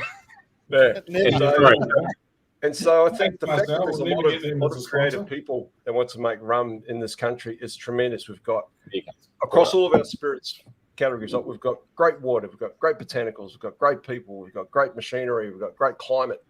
What a great opportunity right now to get on top of the craft spirits wave of interest and start, coming up with rum, an Australian rum, another one, or whatever it is. I don't know what concept to use it, but it's just a matter of time, surely, before we come up with something else that falls in the same, follows the same journey that we're going through with Australian whiskey and Australian gin and the like. And I think that's great. The other interesting thing that's coming up, Crafty, just keep an eye on, is agave spirits. I think. Oh, yes. Oh, what is that? Agave spirits. Oh, agave. Yeah, like absolutely. So tequila. Problem is, a bit like rum, I've had my tequila nights and they were all woeful. So you know what I don't want to do is drink some more agave spirit. However, you haven't had Black Snake yet. I haven't. But you know what happened last time I drank tequila? I passed out in a roof. We'll come back to that later. We'll come back to that explains a lot, John. That explains a lot. I'm just saying, like, yeah, right. Yeah. So agave is something that I've become really quite interested in since learning about and talking to Black Snake Distillery, Rosemary and Stephen, who are Australian agave spirit producers. Have you had them on Shooting the Shit? We have. Yes, we have. Go back to the back catalogue and you'll find it there. It was great. It was Yeah. great. So much fucking effort in agave. Oh, dear. Like you've got you mill your barley, you pour your bag of barley into your mill, and the thing does its thing, and you get your grist at the end of the day, and you put it in. No. There's Stephen hacking away at agave to get this big thing, then cooks that he then it is so much effort. I'm not going to discredit the effort that goes into agave spirit, but I think you don't do it justice when you're talking about barley things and like hacking things. It's just things. not as much. I think maybe somebody with like a little bit more like knowledge of the exact describe this, because you're just here like fucking swinging your arms around. You just chuck the bag in. Yeah, you chuck the bag in, right? Like, how much production you done? Fuck all. Yeah, right. Anyway, so Crafty, how's agave spirit made? Or Todd, either of you, someone. Agave spirit. So I'll leave it to Todd. You have your blue agave. You cut back all of the leaves off it to get your peanut, and then you roast your peanut. Not peanut. Peanut. Your peanut. Peanut. You're going to get a one finger salute shortly, mate. A little wee peanut. That's all you get. All right. Sorry. Marcel, can you please tell us how agave spirit is made? Because clearly no one else here is capable. All right, that's not. I'll just say it's brutal to make it. Brutal. Brutal. There we go. That brutal. man captured it. Yep. I love it. It's brutal. And this is why he's a mastermind. Absolutely. And you're just what's your title? I don't have a title. Oh. It's a really brutal thing to make. The pinas are about 60 kilo. So you've got these wonderful plants, get the leaves off those, you harvest this big thing, about 60 kilos, you chop it up into quarters, you throw it on the back of a truck, and you sling it underground on fire for about 3 days, and you pull it out of the fire, and then you cook it up a bit and end up with a sugary liquid, and there's a it sounds awful. And you end up fermenting fructose out of it. And it's as William's saying, you get the agave sap on you, and it's like getting set on fire. It is brutal stuff. Yeah, apparently it's. I mean, it's I've been set on fire, stuff. but no. Well, we have. Was that on the roof? No, that's a different story altogether. No, just we'll move on. Anyway, this is a story for after the streams ended. We'll move on. Yeah. Right. Anyway. Can I ask a final technical question? Go for it. Just technical question. One more. Right. So neutral spirit. The way it was explained to me in the early days was when you make gin, neutral is your canvas, and your botanicals are your paints, and that's how you create the art. Okay. But when you taste cane spirit, grape spirit, grain spirit, they're all different, and they all contribute flavors. Yes, they do. So from your experience, how would you explain the difference in cane, grape, and cane, grape, and grain? Yeah, it's because they're all essentially described as being neutral, right? So essentially, by and large, bereft of taste and flavor is what they're. But there are characteristics within the raw materials which cannot be denied, right? You just can't, and you end up with they do have a character depending upon the base material that's used to make them. Classic example is whey spirit in New Zealand. It's a byproduct of the dairy industry, and it does have a creamy mouthfeel to it. Right? It's neutral, but it does have a creaminess to it. And so consequently, a lot of the characteristics within spirits, depending upon the raw materials that's used to make them, are often reflected in different characteristics around texture and flavor and finish more often than not. So it can be quite difficult to describe what some of these things are. But over time, you can start posing some questions when you first get presented with a neutral spirit. What's this actually made of? Why does it have this characteristic to it? And it's just a byproduct of the raw materials. In the same fashion, and in a lot of ways, water from different sources has different characteristics as well. Even though, to all intents and purposes, water is water. But water from South Australia, New South Wales, Victoria, Queensland, Tasmania, and WA is all different. Even though it's all called water. In theory, it is water. Wogan water is probably the best water that you can get, though. Outside of New Zealand. All right, you've earned it. You've earned it tonight, Luke. I think Adrian will be pleased with those plugs. I'm really professionalism is mind blowing. It's so professional. You still haven't put it up. Sponsors are getting value for money. Absolutely. There's a wonderful remark. I don't know if you guys saw it. That just came from Ellie Ayres, and it was a it actually came from Find Your Sugar. It was this wonderful phrase that Ellie came up with during a podcast I did with Ellie and Nick back in early 2021. Episode 1 of season 4. Episode 1, season 4. Thank you very much. That's right. And there's this whole idea of find your sugar. And what was wonderful about that, this is something Ellie came up with, is that in a lot of ways that actually is the essence of what the differences are in neutral spirits, because the nature of the sugars that are in the sugary liquid that get fermented plays into the overall characteristic you get from your neutral sugar, from your neutral spirit.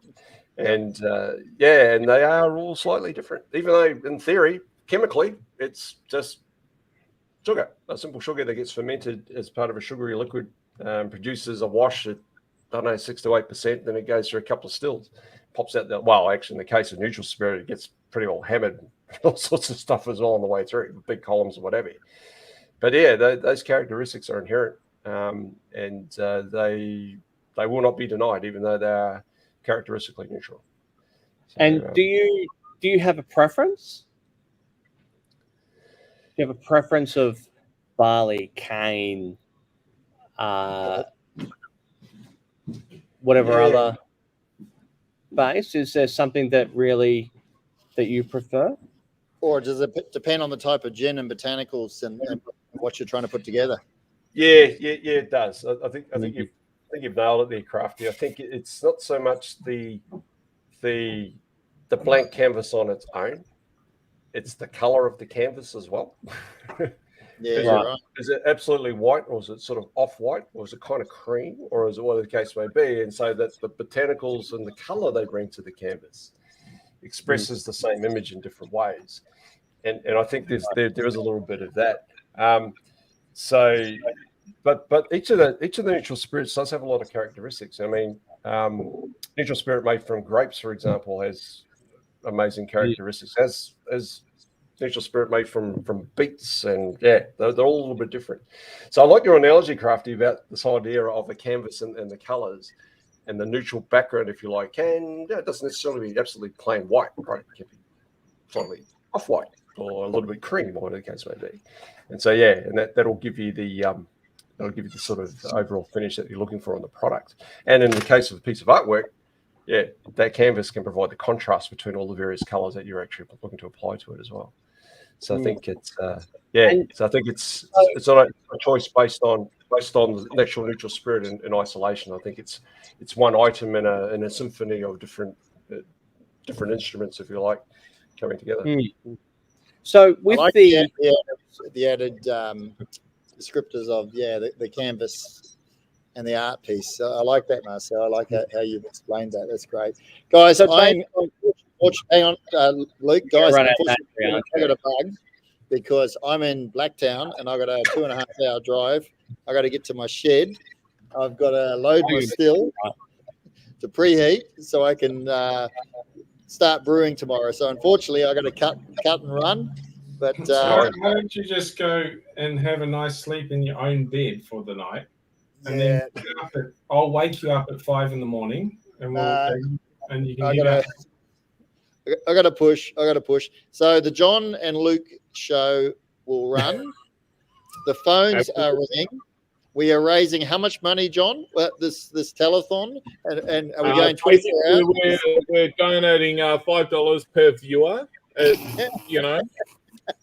At close, which will be going directly to. Thank fuck we don't have many. Why do you go per viewer? It's just tapped out at 2,000. Oh wow! And make sure sponsored by Hobart Whiskey. I was going to say, make sure you do mention the sponsors tonight. That's my last. I remember Crafty. If I don't refill these and send them sponsors, I will be sending you that sample pack I said I would. So thanks, mate. Yay. We will get some real whiskey. Trust me, instead of this nonsense you send me. Well, the clear stuff, I hate to tell you, that's not whiskey. All right, Marcel, my friend, thank you very much. You're very welcome. And Crafty, have a wonderful birthday tomorrow too, my friend. It's wonderful to catch with you this evening. Yeah, I've really enjoyed myself. And but just getting out there, just because it's your birthday doesn't mean you can slack off. No, I got to work tomorrow. I got a big day. I got a markets on Saturday, and anyway, guys, got to go. So happy 30th birthday tomorrow, Crafty. All right, love you to bits. Thanks. See you around, guys. Take it easy. Yeah. How do I turn it off, Luke? How do I turn it off? I'll help you. How about I help you? Close the window. Oh dear. This is what I work with on a regular basis. When he disappeared, it's outstanding. What a great experience. It's been we're still going. How about a ball? It's been great. I love it. We got me and you, then we got Marcel, then we got like the Todd who looks like he's in the Matrix and like his screen's flickering everywhere. That's because my technical guy is a bit slack and hasn't fixed my system yet. No, your internet's fucking shit, and I only got involved last week. Anyway, Luke, did you have a question? Anyway, I had a question. So, in the whiskey world, there's a bit of controversy around the source of the base spirit. I'm going to be controversial. All right, I like it. It's gone before I raise this opinion. So, there's certainly controversy around where the base spirit comes from, whether you make it yourself, you brew it yourself, you ferment it yourself, and then you distill it. You have control of the whole process, or whether you bring that spirit in. So, can I just say, like, you talking from a gin point of view or a whiskey point of view? Actually, I go from a gin point of view to begin with, and then maybe we talk about a whiskey point of view. No, so it's just separately. So it works with gin. So your neutral spirit, whether you make it in house or you source it outside. But what if you made it in house? Would it be better than buying it in? Right. Anyway, this is where I'm going to get conflicted, right? Because we make everything here in house, right? So I have no bias either way. I have mates that make amazing gin by buying in great spirit or neutral spirit, and I have friends who make whiskey by buying in neutral new make spirit, right? So I just want to clarify. You're asking about whiskey or gin? So let's touch on. Ultimately, gin, I want to know. I want to know both, but gin specifically, or gin to begin with. Do you think there's a difference in the end product, in the process, in the ownership of the product, by brewing or bringing in spirit? Yeah, right. Let's have a look at that. And I think it's a great question, but I think to a certain extent it needs to be framed up slightly differently to we've had way too much Hobart whiskey to frame things properly. Mate, we're just getting started. So Marcel, frame it up how you like, because it's obviously it's a fairly polarizing question that's just been asked. It is. It's a very polarizing question, and I've had enough alcohol to ask it. So that's right. So I tend to look at that question in two ways, right? So let's say, for example, there was, and interesting enough, I won't go with gin to start with. I'll actually go with whiskey to start with. Okay. Yep. So let's say you've got a distillery, a whiskey distillery, and you've decided that as part of your overall construction that you need a brew house, right? And there's an example of that in New Zealand right now. So they've decided they're going to make whiskey and they need a brew house, right? Nice one. So custom built distillery, custom built brew house, fantastic. So they own the brew house, and so they produce all the inputs go in there. They produce a sugary liquid. They throw your yeast at it, give yourself your wash, a couple of stills, low wines, out of your rectifying still into your barrels. Voila, right? So there's your own brew house, that sort of thing. Let's say that brew house decides, or the business decides, that brew house is now going to become independent, still on the same site, still supplies the same company, right? So it's no different. Let's say, for example, that very same brew house decided to relocate 5 kilometres up the road. It's still the same brew house. And so from my viewpoint, whether that stuff's made on your site or outside of your site, the actual process is no different, right? Mm-hmm. The difference comes about with the way it's perceived around in terms of ownership. And that's interesting. But to my way of thinking, it probably doesn't make a lot of difference, particularly if there's a strong partnership between whoever the brewer is, which if it's on your own site, that goes without saying. But even if it's not on your own site, and say it was the same brewer, went to a different site and started his own brew house, the relationships there really makes no difference. And I think from my viewpoint, I think people, from my viewpoint, it's easy for me to say this, right? Because I'm not.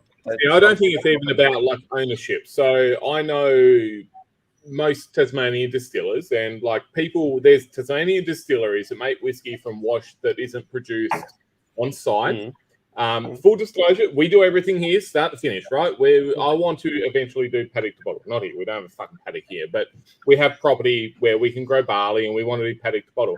But also, I have a lot of colleagues in the industry that go to brew houses and do the spec of the wash that they want to make whiskey, right? So where's that line between, they go there, they say, we want it to this spec with these ingredients. We want this mash bill, we want the spec. Where's the line? Yeah. Like, in terms of ownership. I think it becomes, for me, more of a question when it is more of a question or more interesting when it's the gin side of things more than the whiskey side of things. Are we going to have a fight tonight? Like, is that what's going to happen? You're going to win. From gin point of view, from a gin point of view, is a gin more about the botanicals and the process of the botanicals, the type of botanicals, the process that you're using to infuse those botanicals, more than the spirit itself? Whereas a whiskey, I think, is more about the spirit and then obviously the aging process of that spirit. Before Marcel jumps in, because it's a question for Marcel, like I want to hear from you, but I mean, I guess most gin producers I know buy in a neutral spirit, right? Because it's neutral, right? Theoretically, that should contribute very little to a gin. Again, full disclosure, we've done a couple of gins all in-house. We do all our gin, all our neutral spirit in-house. So I have no bias either way. But in my opinion, I think a neutral spirit is meant to be neutral. So you're buying a spirit because it's convenient. So you're buying the best possible neutral spirit, right? Or the most, most neutral spirit, that you can get. I mean, because certainly, I would imagine a commercial process. Quite fun to watch them, isn't it, Marcel? I mean, I guess like neutral spirit, they're buying in what, like 96% spirit? Yeah, I haven't done it, right? I don't know the process, right? How? I mean, it's almost pure ethanol. It's pure ethanol. So then it's about. So then it's about the botanicals and the process of infusing those botanicals that creates the gin less than the spirit. Does that make sense? It does, or it does to me, but I've been drinking as much as you, so. Yeah. Yeah, I don't know absolutely. how to frame that in a question. That well, Well, there is a. Opinion. I guess so. The original question that was posed was, is it better? I guess to do it in house or to Better, bring it in. better's probably the wrong way. it was to, definitely the wrong word. It was the wrong word to use, I think, there, because yes,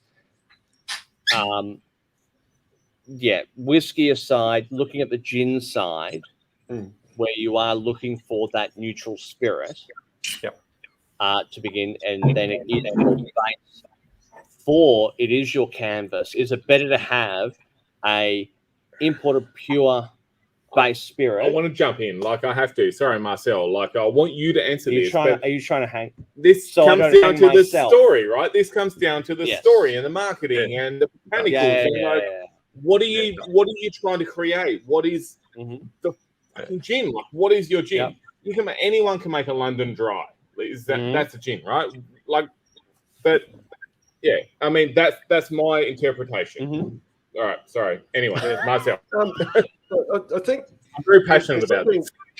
There's something to be said around the way I spoke earlier about things called cash drivers a little bit earlier, and there is I guess what we're talking about is product ultimately as one of those cash drivers. Now, depending upon how many of these items you intend to sell and the characteristics of what you want to make in order to sell, the question around the supply of neutral alcohol plays into that, plays into the formulation development that you want to go through for the gin that you intend to make and ultimately sell.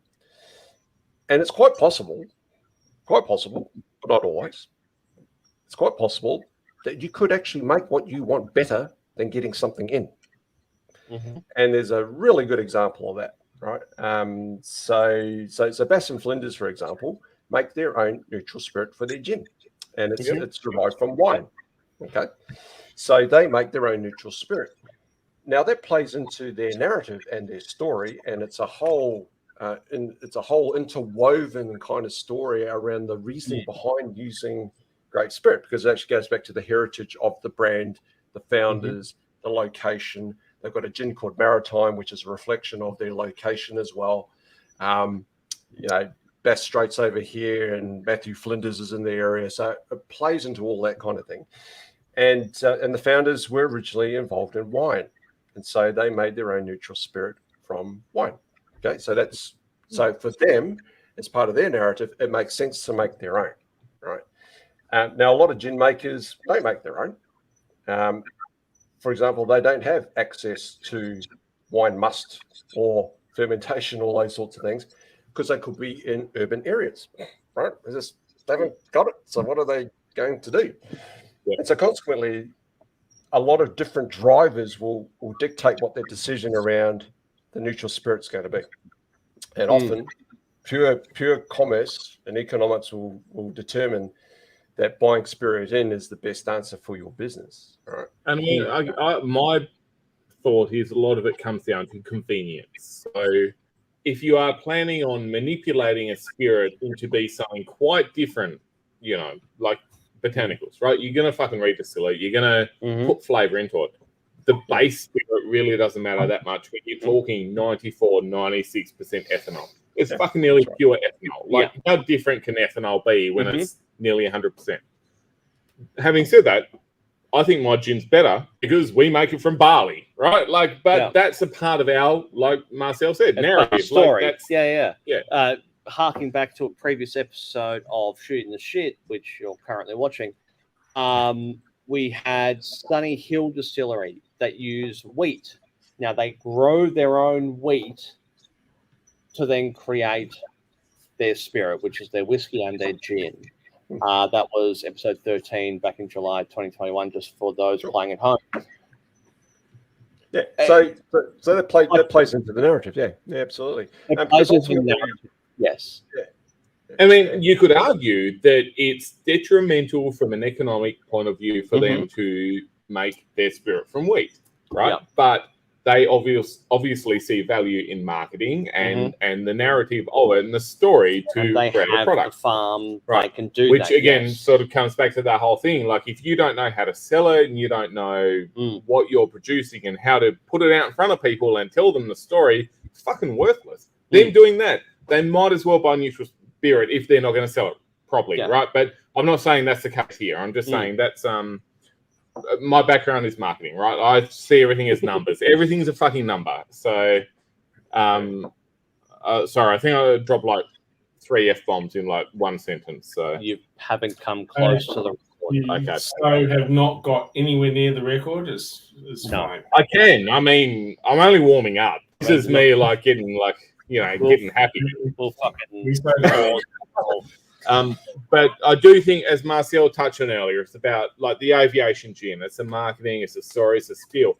Yeah. If you can sell something to somebody to get a reaction, and that's all you want a reaction, then it's going to work. Yeah.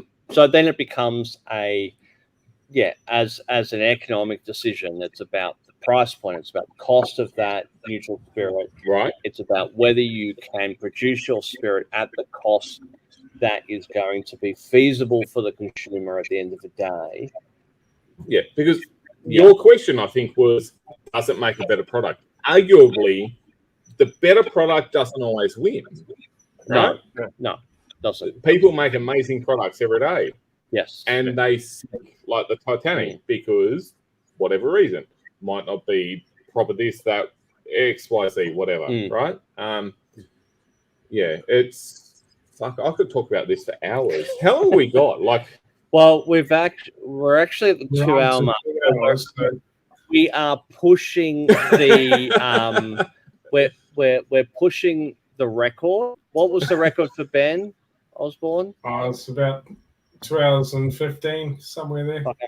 I can probably tell you. So, like, I mean, look, we can push on for a little bit longer and break the record.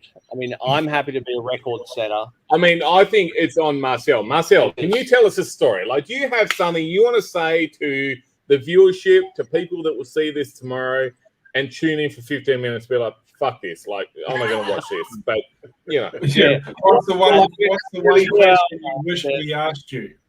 Yeah, but like, you know, you are, as you touched on earlier, like Marcel, you've done well. You've released books. You're mastermind. Is that the word we use? The mastermind. Mastermind of gin, right? Do you have some advice or some information or something you want to pass on to the people? That, you know, something different to the books. You know, give us some value in shooting the shit. There's the back of the book. There is no value in shooting. You have the floor. I'm going to shut up. Just a few minutes. We're in a wonderful time to be in craft spirits. There's absolutely no question about it.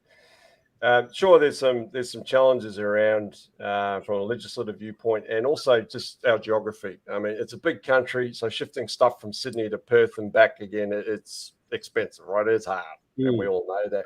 We also get subjected to things like droughts and bloody bushfires and floods, and despite that, we're pretty resilient. And that's just the first week of the year.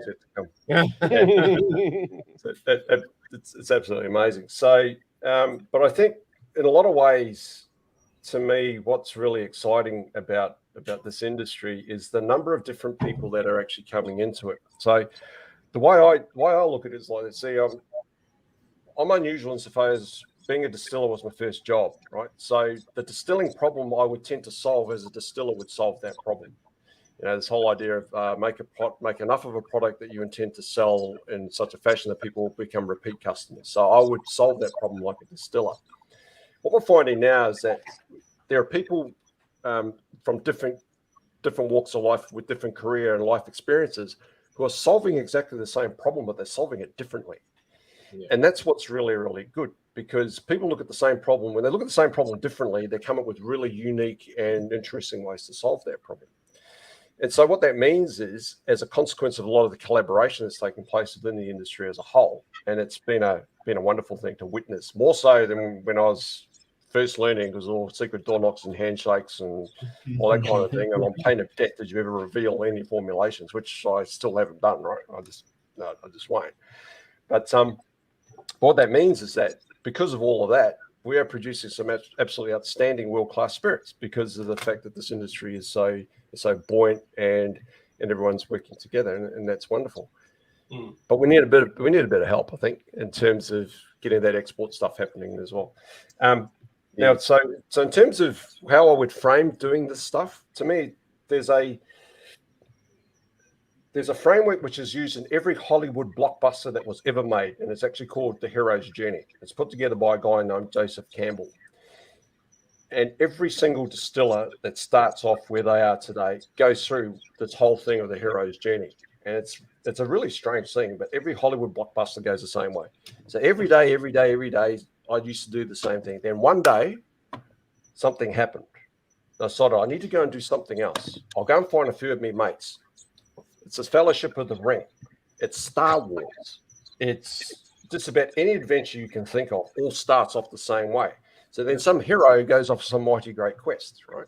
And then they meet a whole swag of different challenges along the way. And in Australia in recent times, it's drought, bushfire, flood, pandemic, another bunch of freaking floods again.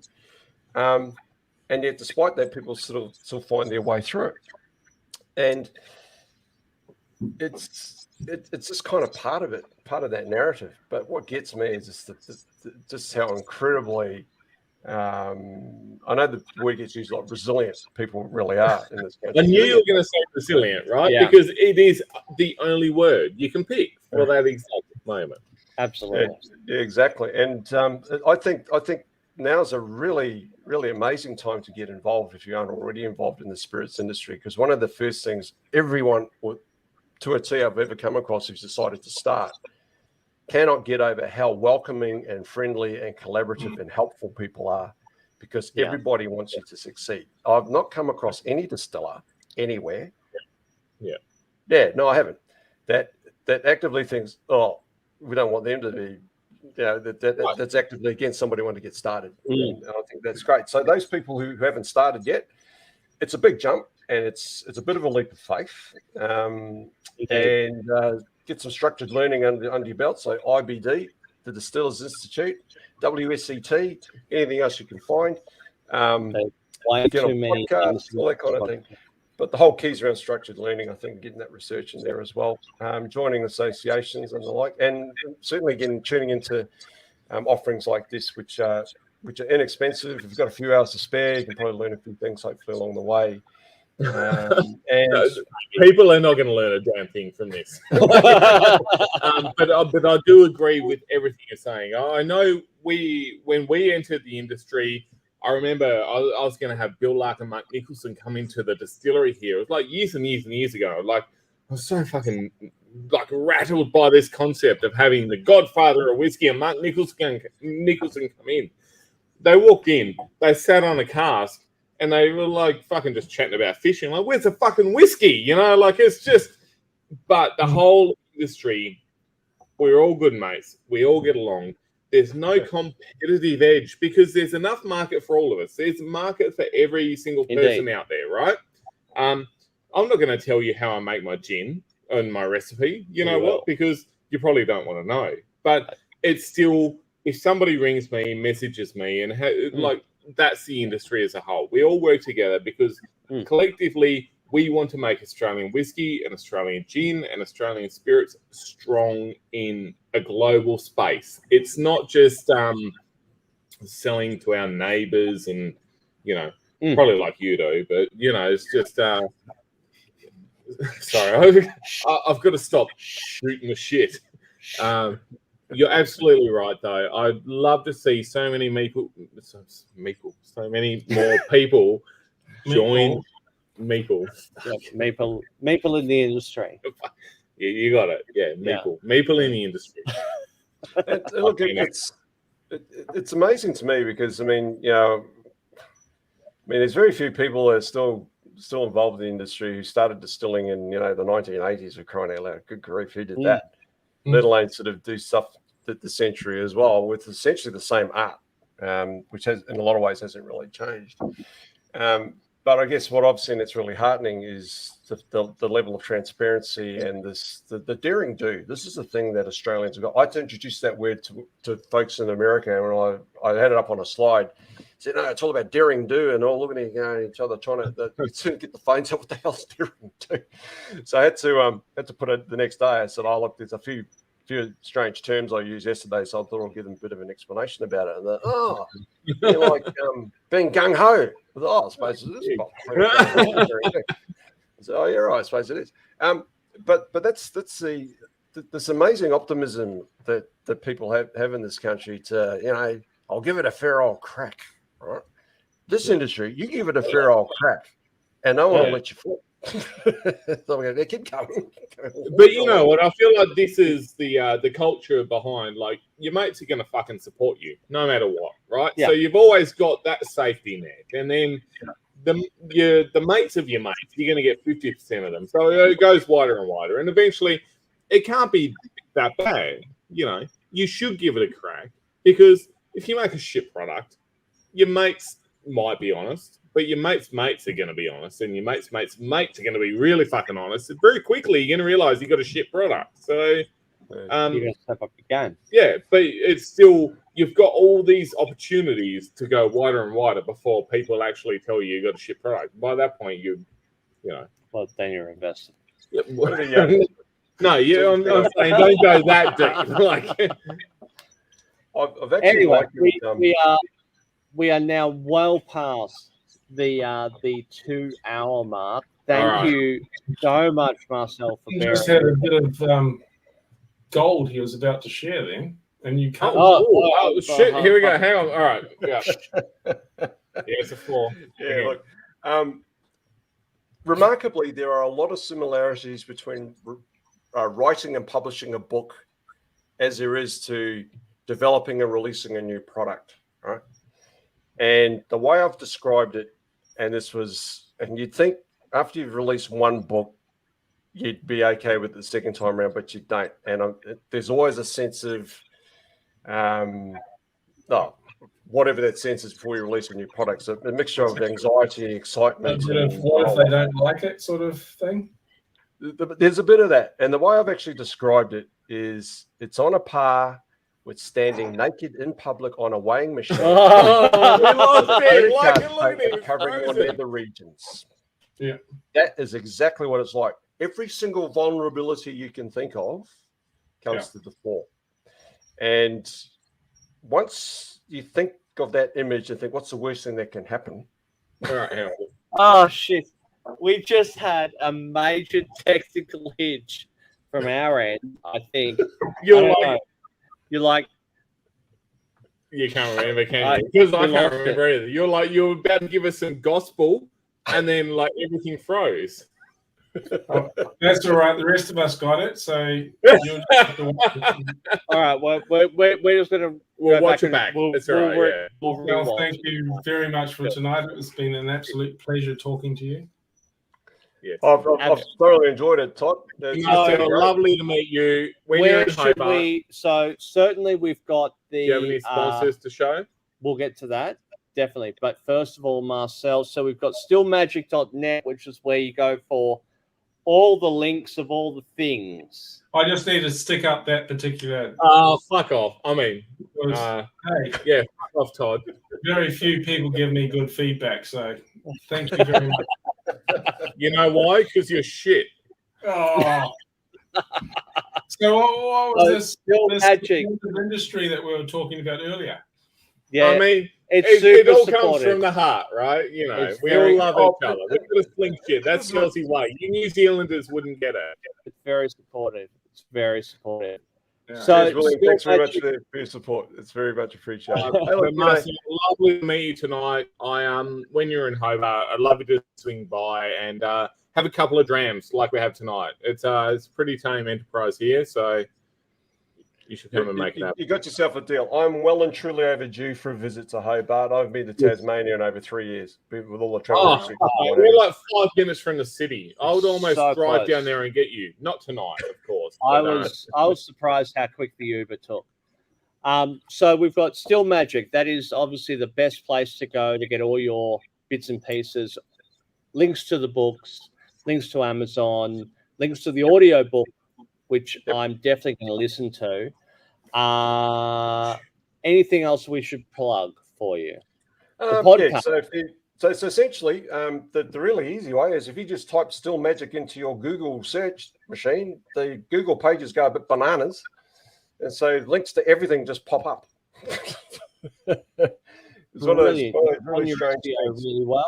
Wait, can we hear that again? Sorry, what do we search for in Google? So you search for Still Magic, just like it, STILLMAGIC, on the show. just like that. Beautiful. And all the links to my books and the podcast and the audio book and every other bit of... See, it's like a shopping channel. This is why you get sponsors. Like, I see it now. I understand. So there's value in it. It works. Yeah. Absolutely. Now, absolutely. before... hang on. We got one more. Before we do anything else... Thank you again, Marcel. But hang on, we've got to do it. Just do it. Before we go, we do need to flash up our... Oh, fuck. Did I press it? You did. I did. I did. We're here? Yeah. Wow. So, Thank you. Would you like me to do the voiceover, gentlemen? Oh, please. Yes. Fuck This yes. episode of Shooting the Shit brought to you from our proud sponsors, Barrel Brokers, Burns Welding Fabrication, CCL, Saver Glass, Transwood, and Wild Wogan Natural Spring Water. Right here on Shooting the Shit. Oh, beautiful. That was sexy as. I think you've got to snip that out for your next screen you put up. I am. And we did miss one because they don't actually have their name on their logo, which is YNO Cooperage, Andrew Young. Their tagline is "Don't call us, we'll call you." Can we hear that from Marcel? Don't call us, we'll call you. Surprising, the same as Transwood. Same as Transwood, yeah. They share a marketing plug, absolutely. Yeah. Thank you very much, everyone. Thank you, Marcel, for a fantastic 2 hours. I've certainly enjoyed it, and we're going to be chatting more. And just put out there, I think you may now have the record. Yes. According to William, the record is now broken. Brilliant. I like that. I love a record-breaking episode. That's great. Fantastic. Look, gentlemen, it wasn't like that episode with all his songs. Yeah, it was just like Crafty come on, he talked all his shit. Marcel was talking about something. I don't know. If you take Crafty's bit out, you're about. But anyway, we probably need to kill it, right? So yes, we Marcel, should. thank you. Todd, thank you for joining Luke and John tonight. See what it is. Thanks for all the people that tuned in tonight as well. It's been thoroughly enjoyable from my viewpoint, and great to meet you fellas. And we look forward to more episodes of Shooting the Shit. Let's do it. Wonderful. Thank you very much. Please like and subscribe. Fuck you.